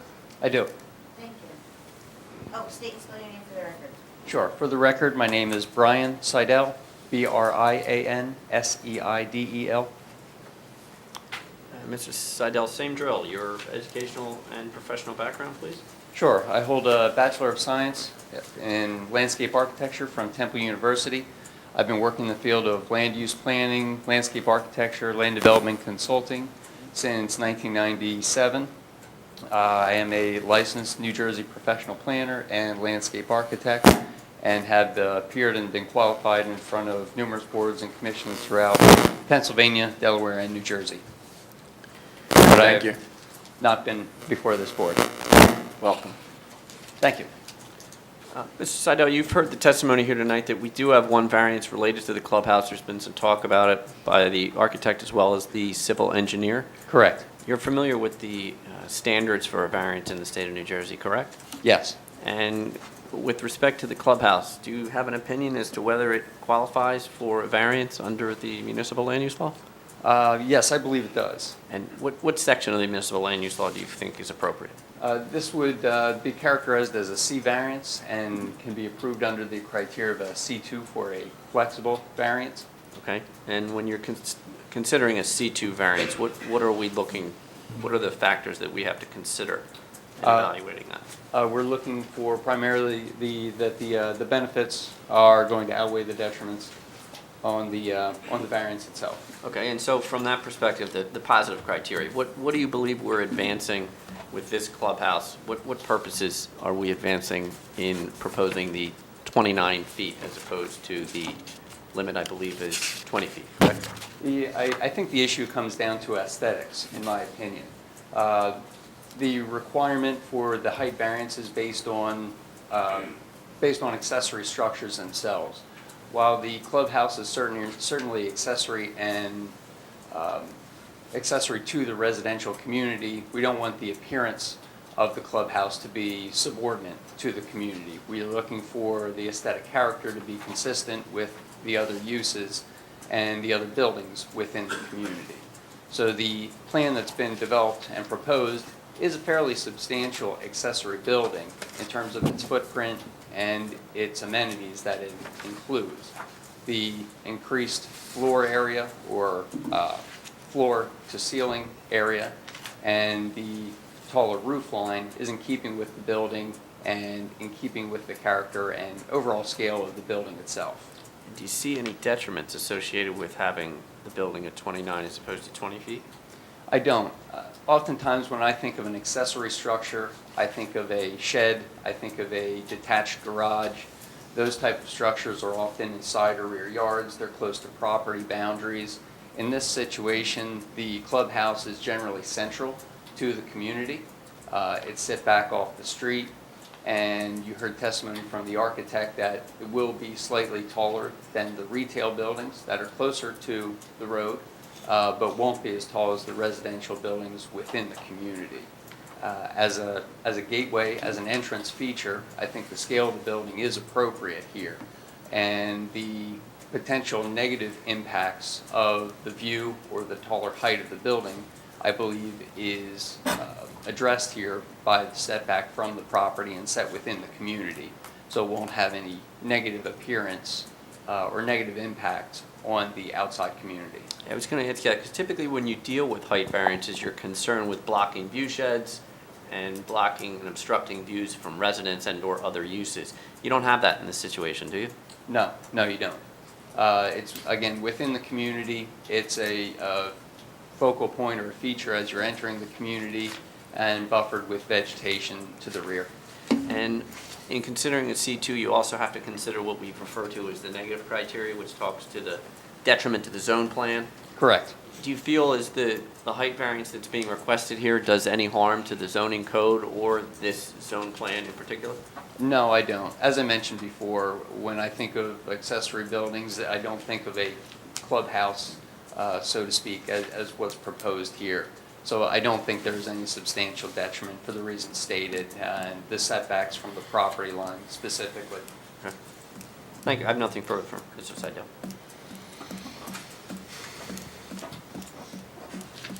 Mr. Maskey, you have anything No, for the no landscape architect? Bill, anything? Anybody, you have any comments or questions for the landscape architect? Was there anything we needed to go over with that buffer, Dave, or like from a landscaping standpoint, or? I know that came up They said they would earlier. comply with the Okay. ordinance sections. Okay. Okay. All right, anyone from the public have a question for the landscape architect? Okay, none? I got the hand wave. Okay, then we can move on. Okay. Thank you. Are you bringing the engineer back? Sure, he can come back. I got one more, but. Might as well just leave it on the table. That one stays on the table, but. Sure, we had a question for Sybil? Yes. Sure.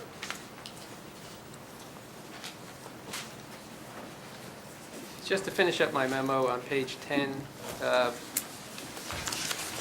I, pedestrian circulation, public and semi-public space and street furniture. Could you address, I think you may have already touched on, I'll let you catch up, page 10. Pedestrian circulation. 1G, I think you mentioned earlier the width of the sidewalks in the development. Can you just I did. repeat that? Yes, I did. On Road A, the main road, north-south road, those sidewalks are 6 feet wide on both sides of the street. The other sidewalks that loop around the residential buildings are 4 feet wide. Okay. And the sidewalks in the retail area are minimum 6 feet wide. All right, so you need a waiver there for the 4-foot sidewalks. Right, correct. All right, and 1K. I guess that's me. Yeah, I think it's you. Yeah. Sorry. It's not hooked up to the chair, just a minute. Hey, that was who's doing it, too. Because they keep mumbling. Okay, could you discuss the crosswalks? Are you providing crosswalks? Yes. Do they meet the We have, requirement in terms of textured materials, et cetera? we have crosswalks. Thanks, Bill. Thank you, Bill. Thank you. Yeah, we do have crosswalks at the streets. Can you just generally describe how people get around the development? Sure. If I look at sheet Exhibit A3, again, since it's up here, again, Speak clearly. sidewalks, how's that? Good. Sidewalks along Road A are here already, and then looping around all the blocks here, 4-foot wide sidewalks all around the block.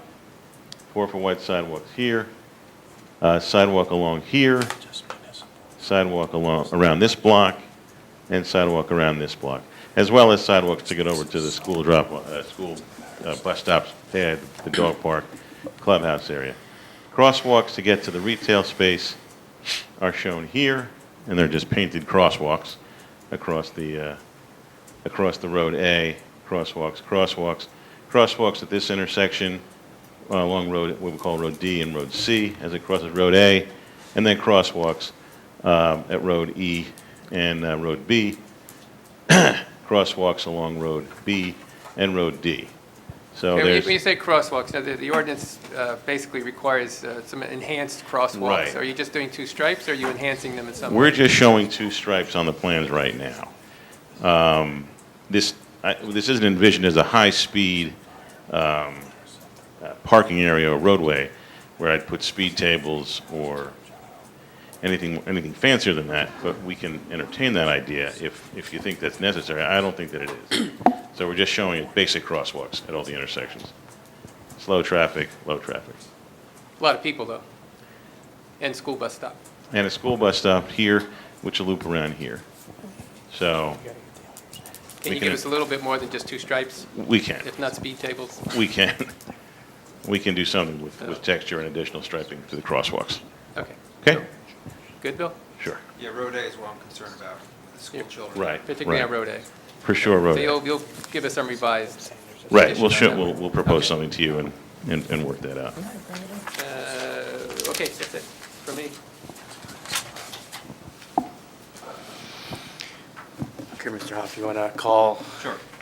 Mr. Corey Chase, traffic engineer.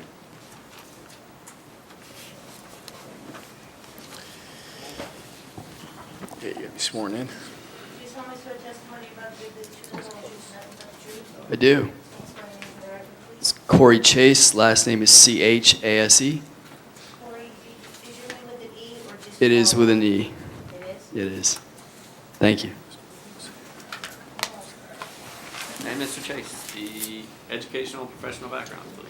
Certainly, licensed professional engineer in the state of New Jersey and 5 other states. I have a bachelor's of science degree in civil engineering from the University of Massachusetts. I've been qualified as an expert in traffic engineering before over 80 municipalities. Never had the pleasure of testifying before this board, but I have testified in Bridgewater, Princeton, Montgomery, several municipalities in the area. Okay, thank you. Mr. Chase, in preparation for tonight, you had a chance to look not only at the traffic report that the applicant submitted, but more importantly, you've had the opportunity to review the traffic review that we received from the township. Is that correct? That is correct. So, Mr. Vice Chairman, if I could, we'd be able to provide overview of the traffic, but really we would like to focus on the issues that were raised in that report, if that's okay. Yeah, what do you feel, Mr. Maskey? You want to do an overview or just kind of go through? I'll defer to Bill on the traffic. Let's keep it simple. Okay, fair enough. Okay. So you've had an opportunity to review that? I have. And is there any issues with any of the requests in that letter? No, we can comply with all the comments in Mr. White's letter. Just had a little bit of commentary on a couple of them. Number 2 was a comparison between the volumes in the report that's before you this evening and a prior report. Really, that came down to the diversion that was assumed as a result of the bypass. The diversion that was assumed in this report is a little bit more conservative than the other report. So, we think that that's fair. Number 3 was relating to potentially analyzing the Saturday peak hour and the effects this development may have on that. The Saturday volumes on 206 are actually 25% lower than the PM, and the trip generation associated with the development is relatively the same. So the weekday, the AM and the PM represent the worst case scenario impacts on the roadway. So we don't feel that a Saturday analysis will be necessary just based on the lower volumes on the road and similar volumes generated by the site. But if it's required and the board feels it's necessary, we're certainly amenable to doing it. And then the remaining 3 comments, 4, 5, and 6, those are all will complies. My only comment would be, and Bill, I think it's maybe where you were going, while you're right, Saturdays today are probably less, there is significant development that's going on the other side of 206 off of Mountain View that could drive that traffic numbers up quite substantially, especially in that area near Mountain View. So I think we'd like to just make sure we understand the analysis there. Certainly. Oh, see, not just Saturdays, but PM on weekdays. Yes. Right. We did, and as part of this traffic study, we did take into account, the developments in the area. So they are reflective of the AM and the PM analysis. Those are accounted for. But certainly, if the board feels that Saturday is necessary, we would apply the same methodology to that as well.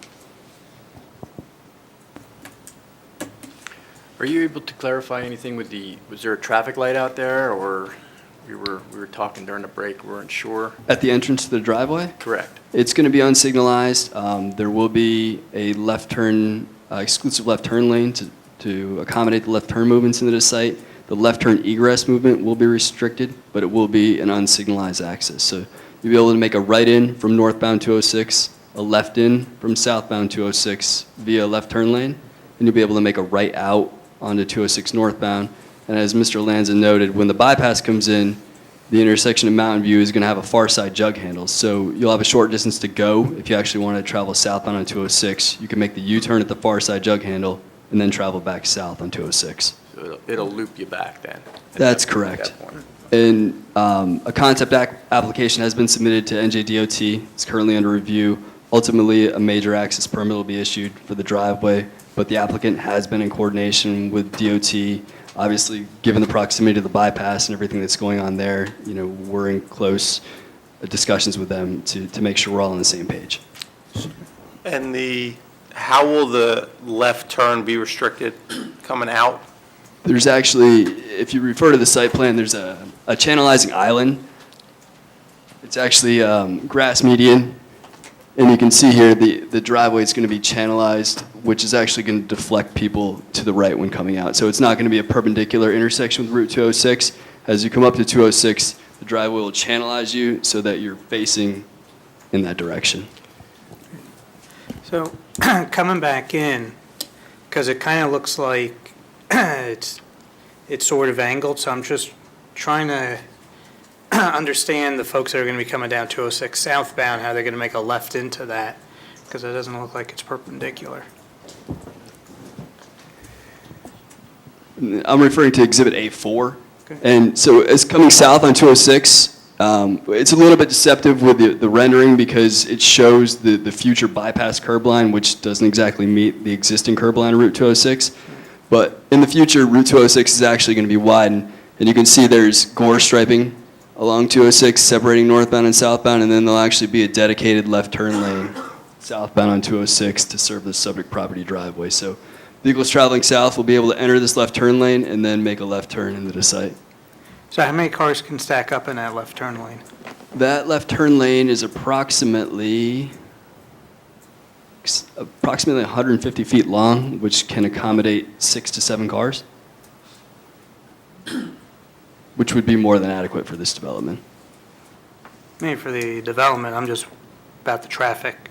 Because even though I know the traffic's going to stop, well, it's not going to stop. Because even though there's the traffic light further south, I mean, you have cars stacking it both ways, so I'm not seeing much of a break for that traffic to make a left in there during peak rush hour, particularly the evening rush. We did do obviously. a level of service analysis for the driveway, and the driveway is going to operate at acceptable level of service C. As you did note, there are signals to the north and south, and what those signals do is they actually platoon the traffic along the corridor. So, you'll see a platoon of cars go by, and then there'll be large gaps in traffic that'll follow. So, Not in the evening, because I take that. So I know 601 and 206 where it converges. As soon as the light changes, you've got another band of cars coming through. So I'm not seeing much of a break, again, during, the peak rush hours. And again, the benefit of having that left turn lane is it's going to provide an area for vehicles to stage and wait, so it's not going to impede anyone traveling southbound on 206. Until it fills up, and then they go, and then we're going to start impeding the southbound traffic once. Given the way that it's designed and the volumes that we're projecting for this development, we don't envision that happening. The left turn lane has honestly been over-designed to accommodate additional traffic should it be generated, should there be vehicle stacking, and we've discussed this with NJDOT as well, and ultimately, we've come together and developed this design for something that we feel is going to be adequate for the development. When you're saying collectively we, who's the we? The applicant and NJDOT. Okay. Bill, do you concur? I can't supersede DOT. No? But yes. But you can I do. state your opinion if you think it's adequate? No, I do. Okay.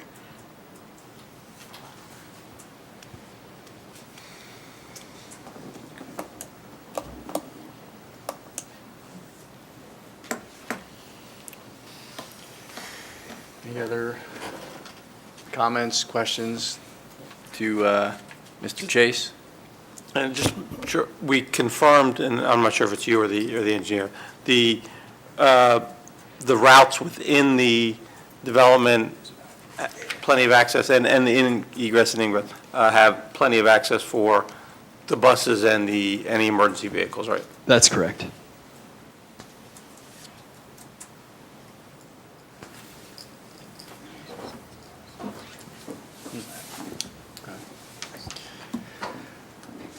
All right, so I guess at this point, is there anyone from the public that would have a question for the traffic professional?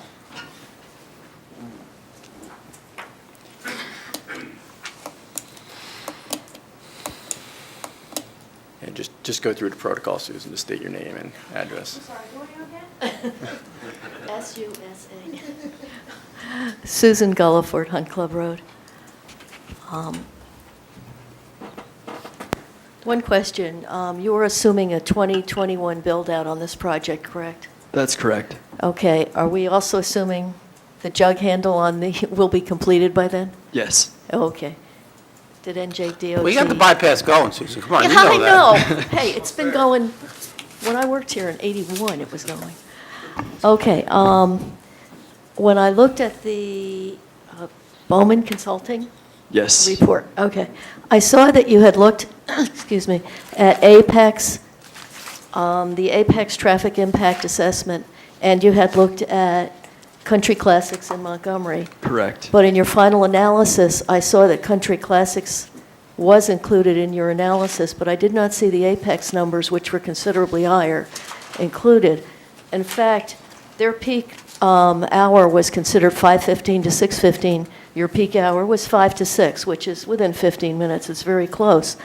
But your total of numbers during your peak were, what, 125? Yes. Okay. And their peak was 346 trips, with most of them coming from Apex out to the highway. I also don't know what the trips from the new park are going to be included at that point. I have no idea what the numbers are for that. How is this 346 from Apex going to affect that traffic light and the traffic at that corner? The trips associated with Apex are actually included in our study. They're included as part of the background. So we took, even though Apex's peak hour is slightly later than ours, we took their site-generated traffic and included it as part of the background growth. So all of that traffic from those area developments is reflected in our analysis. Okay. And you also included the NJDOT 1% per year increase? We did. That's Okay. correct. Thank you. Okay, thank you.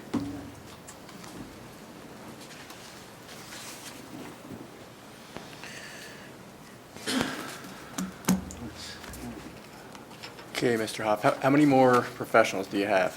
That's it, Mr. That's Vice it? Chairman. Okay. So we're considering a break, but if there's no more, we could continue to plow on here. At this point, we have no more affirmative witnesses. Any questions from members of the board, professionals? We've got an array of people to answer them, but really that covered, we believed, all the aspects of the variance relief we're requesting, as well as the waivers that have been cited during the evening. So, I just have one comment. Sure. It has to do with the community impact analysis. Yeah, that's true. You don't have that person here tonight, do you? Just what I was going to ask, too. Yeah, I have, our planner, Mr. Seidel, I believe, has reviewed that and can answer questions, but to the point, Mr. McDonough is not. Okay. It's just a comment. I did ask our tax assessor to look it over, and she concurred with the final analysis with some comments. Just for accuracy's sake, the numbers of retail is cited in two different places in the report. First, in the introduction, at 6,667 square feet, when in reality it's 12,500. And on page 5, it says approximately 20,000 square feet, when again it's 12,500 square feet. Ms. Blaney, our tax assessor, didn't think that was enough to skew, well, one offset the other. The tax rate cited on page 7 is inaccurate. It should be 2.419 for 2018, which would change the total to 682,963. However, Ms. Blaney felt the more accurate tax would be 650,000. But again, she didn't think the differential was enough to invalidate the impact assessment. Okay.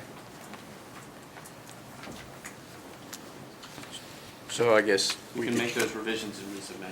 Okay. So it's for sake of the record. Also, I have a comment on that also. On page 7, in the conventional tax allocation, you have the school board amount at $101,000 and the county taxes at $450. Looks like those numbers were inverted. Also, in the impact on page 9, it has a per capita cost based on the Taxpayer's Guide to Education Spending at $3,000 per capita cost, or assuming that's per pupil, and roughing out a total education cost, not including any state or federal or other aid, I guess just our municipal portion, he's coming out to $105,000. I think the per capita cost, according to the Taxpayer's Guide to Education Spending that I looked up, is $18,996, of which 67.1% is borne by the local government, for a total of $12,746 per student, which would put the total cost more around $446,000. So I would ask that that expert relook at that and confirm those numbers, please.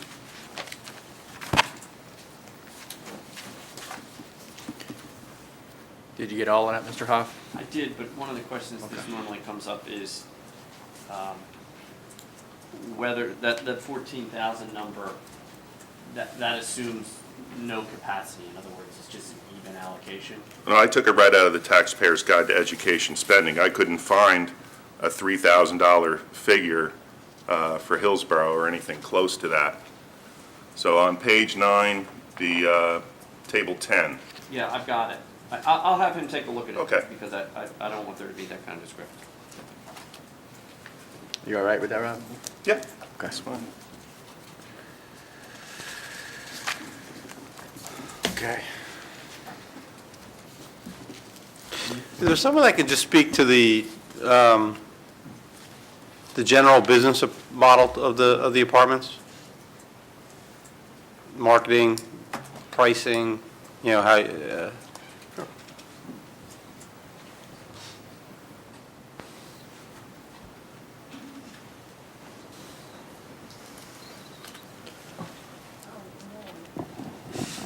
Yeah, you got to be sworn in. Can you raise your, do you solemnly swear testimony about the truth, the whole truth, and nothing but the truth? I do. Just state spelling name for the Mark Plantier, P-A-N-T-I-R-E-R. Mark with a C or a K? C. And Mark, for the board, can you identify your relationship to this project? Yeah, Mark Plantier. I'm a member of 206, the LLC. And you will be owning the residential portion? We'll be owning and operating the property. And so I just, a little understanding of the, you know, the price points that you're going to be marketing them for, just, you know, general approach to the business aspect of what you're doing with the apartments. Just sure. As was mentioned, the intention is to build the 175 apartments. We will utilize the clubhouse to staff it with a leasing team. It will all be rental apartments, the free market apartments, the non-affordable units. The pricing will probably be somewhere in the high teens to start, and it will go from there. I think as the market fills it up, it will adjust accordingly. when you say high teens, you're talking, why don't we differentiate what? One bedroom versus two bedroom to the three. Right. Let's say around 1,700 for a one bedroom and somewhere in the mid 2,000s, including the garage for the two bedrooms. Okay, and who will manage the, your We firm will actually will self-perform be as the the facility maintenance and? as the maintenance of the manager of the property, correct? Okay. And do you know how many employees generally they have on site at any given time? You'll have a live-in super who will be there to answer maintenance requests. You'll have a leasing person who will be there roughly, 5 days a week during leasing hours. That would be the extent of the on-site employees. There may or may not need to be more on the maintenance side as needed. That's generally the staff. And from a build-out perspective, sort of, do you have a sense of what will be built first? We haven't staged it just yet, but you will build out the clubhouse and the first set of apartments so that as you start to lease and you're finishing up the remainder of the buildings, you'll have a place to operate business from. How about any idea with the retail or just? The retail, I think, will be a little bit of a wait and see based on who the tenant will be. They're going to want to have some input on design and opening up. So we hope to find a tenant soon. But that's, do you have somebody? You might have some competition for banks, but retail, I don't know. How certain are you about getting a bank as a tenant, seeing as you designed it in? We've designed for that drive-through bank, knowing that may be, to the extent that a bank would come, that would be, we think that might be a nice use. If a bank is not the ultimate tenant there, then we would come in and possibly redesign that drive-through entry. Okay. That's all I had. Thank you. Thank you. Thank you.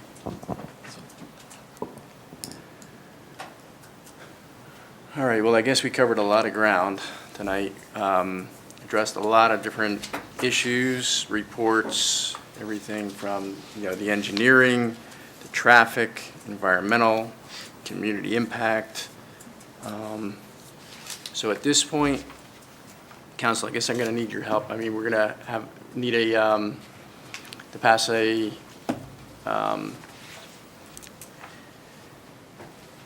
get, I'm sorry, I lost my train of thought for a second. But go ahead. Before we get to the resolution, Mr. Chairman, though, may I summarize a little bit? Sure. Just, and follow along, make sure we get the list. Same thing, so. Okay. Okay. All right, first of all, we need a height variance for the clubhouse. Yep. We need a waiver for the commercial parking space stalls size. We need a waiver for providing a hose connection at the trash enclosures. We need a waiver for the size of the monument sign. And just as a footnote, it's understood that you're not getting any other signage approved at this point, or that will come in as a sign package when the That is retail correct. tenants come in. Need a waiver for providing the 5-foot sidewalk and 10-foot wide planting strip, et cetera, along Route 206. And we need several waivers from the ASDO standards. I'll cite them as I go through, it might be easier. So this is all from section 188, 175 of the ordinance. So we'll start on page 7. That's B1, has to do with single-story buildings. On the next page, C1D has to do with flat roofs. D1B has to do with the entrances. D2C has to do with ground floor display windows. Let me know if I'm missing. Lighting, to be exact, to exceed the maximum foot candles on the lighting. I'll get to that in a second. The I1G, 4-foot sidewalks instead of a minimum of 5. Which one were you?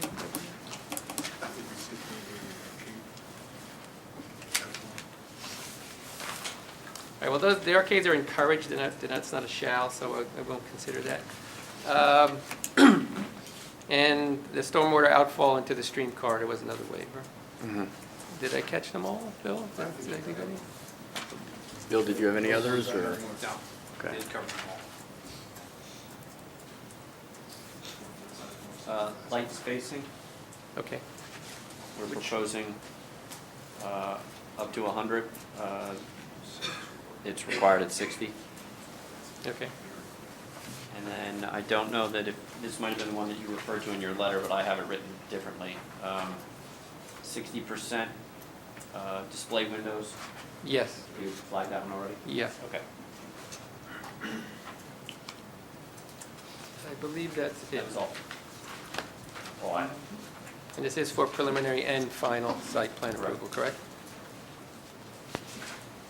That's it, Mr. Chairman. Okay, so when I go over this, we'll just pass the resolution with all waivers and variances? Is that the best way to describe it? All waivers and variances just summarized on the record and is shown during the testimony along with all of the indications as the experts did attune their testimony to the actual paragraphs of the reports that were submitted as to will comply or as the waivers requested. Okay. Mr. Hoff, do you have anything else? No, just want to thank the board for coming out. I know it's not a month where people like feeling to come to the planning board meetings. We appreciate your time and all the questions and attention. Thank you. Council, do we need to close it to public now before we adopt the resolution, or? Are there any final comments from Yeah. from the public? Your comment? Only comments. Yeah.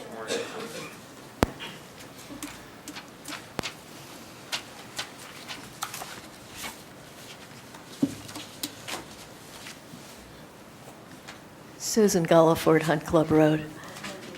Okay. I just, oh, No, you know. No, not for comment. okay.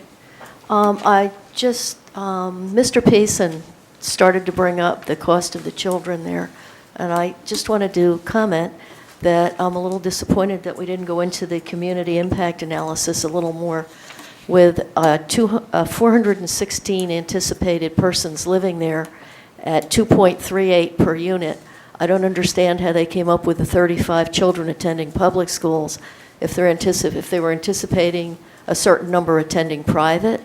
In the olden days, when you had a low-income unit with 3 bedrooms, it was assumed that the 2 extra bedrooms were children of opposite sex, and you would therefore have 2 children only in those 9 units, which gives you 18 right there.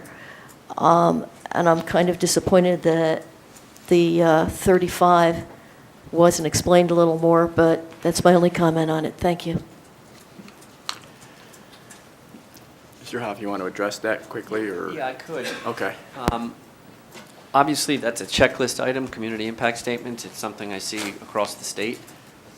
With that being said, this board knows what it can and cannot consider. So issues of school children, and like I indicated, we're going to make those revisions and clarify the report for purposes of the record. But if I show you a good bottom line number as to fiscal impact, I don't want you to approve it based on that. I mean, and for similar reasons, for those that create a negative impact, the board can't turn down an application for those considerations. So I understand why the board wants them for informational purposes, but I think to get into a back and forth as to whether the project is a net financial positive or a net financial negative goes down a road where this board knows that it can't consider for purposes of a site plan application. This is a permitted use in the zone, and the fiscal impact statement are their estimates. You know, we think that the reasons that the school children are noted in the report, they come from studies that are relied on across the state.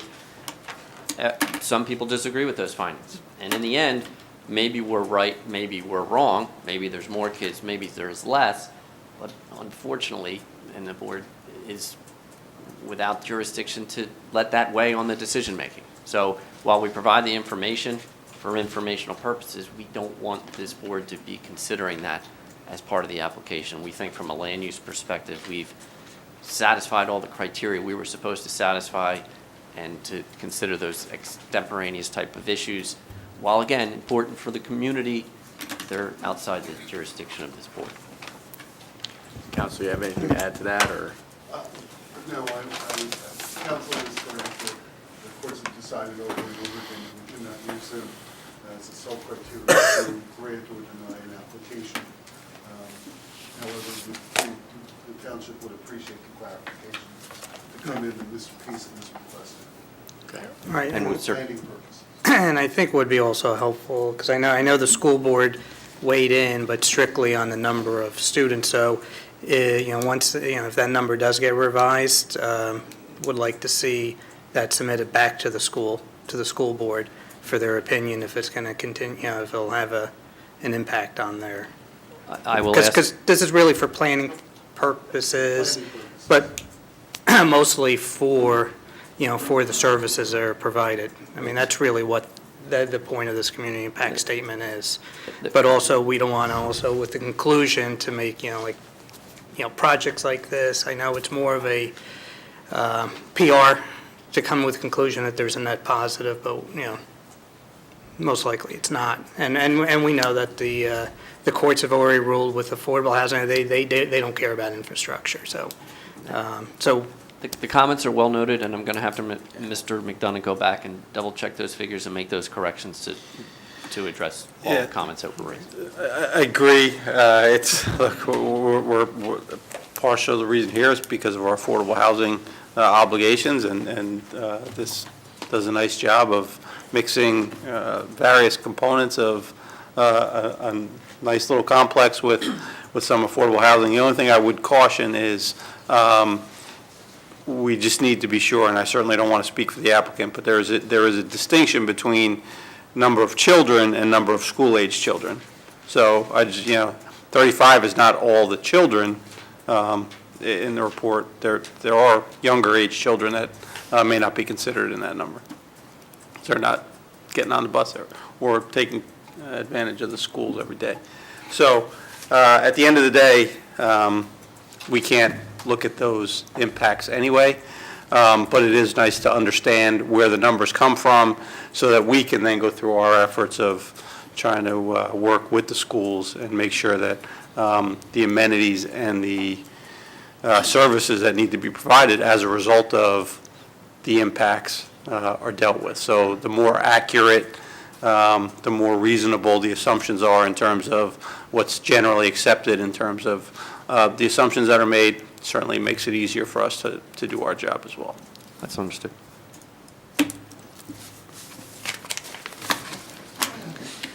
And I do have one more business for Counselor, because I understand that the property is going to be maintained by the ownership. But in the event that down the road the ownership decides to sell and start to break apart the property, is there any way to put a stipulation or perhaps a deed restriction that would require a homeowners association to be created? And the only reason why is because I'm speaking from experience from many, many years ago, that these can be broken apart at some point where, the buildings can be sold off individually as. I can address. Okay. Any application like that would be a subdivision application, and we must return to the board. And given the way the zoning's written, we'd be coming back with about 1,000 variances to be able to do that. So anything like that would require permission of the board. And at that time, if we're seeking waivers or seeking variances, which would be required, that would be certainly a condition that the applicant would need to consider. But at this point, we can't do that without further appearance before this board, so. Yeah, we might note the minimum lot size is 28 acres, which is the total size. So if they did, they'd have to subdivide and they'd have to get variances for deficient lot size, just for starters. And you could, if at that time you wanted to put conditions on, that would be the time to do that. Committeeman, I would just note, echoing what our planner and also what council has said, is assuming theoretically without the waivers, that would be monumental, quite frankly, because the zoning is the same lot size. An application to convert it to individual ownership would mandate that they have a homeowners association because it would condominiumize. And at that point in time, they'd have to comply with both state law and our local ordinance, which would mandate that change. So even in theory, without getting to the practicalities, that would be automatic. Okay. All right. Okay. Anybody else? Okay, so I guess at this point, I would request a motion for the Hillsborough 206 Holdings LLC, 18-PB07, MSPV TOD 02-27-19, Block 202, Lot 4, Route 206, applicant seeking preliminary and final major site plan to construct a mixed-use development comprised of 14 residential apartment, townhouses, buildings consisting of 175 dwelling units, 42 which will be affordable housing units with community clubhouse buildings and pool areas and dog run, and a non-residential component consisting of 3 buildings for 12,500 square foot of retail space and associated site stormwater management, trash enclosure areas, roadways, walkway, and parking on the property in the MUID-1 Mixed-Use Inclusionary District-1 Zoning District and the ASD Architectural and Site Design Overlay. See bulk variance for maximum height of an accessory structure and multiple design waivers identified. Anything else, council? Identified and as listed during the summary by the planner and council. Okay. So we make a motion? I'll make a motion, Mr. Chairman. Second. Who seconded? Scobo. Okay, roll call. Oh, that's me. That's you. Mr. Peason. Yes. Mr. Sirachi. Yes. Mr. Delcor. Yes. Mr. Wagner. Yes. Mr. Hestad. Yes. Mr. Scobo. Yes. Vice Chairman Julian. Yes. Thank you very much. Thank you. Not just you. I guess I don't see any correspondence. No, just, Mr. Chairman, that concludes our sessions for this year. The reorganization meeting is January 10th at 7 PM. And there'll be a regular meeting following at 7:30. Okay. I mean, I just want to take an opportunity to wish everybody a happy and healthy holiday, and thank you for your service to the planning board for this year, and hopefully we'll see everybody back next year. With that, we will ask for a motion to adjourn the meeting. So moved. Okay, meeting adjourned. Thanks.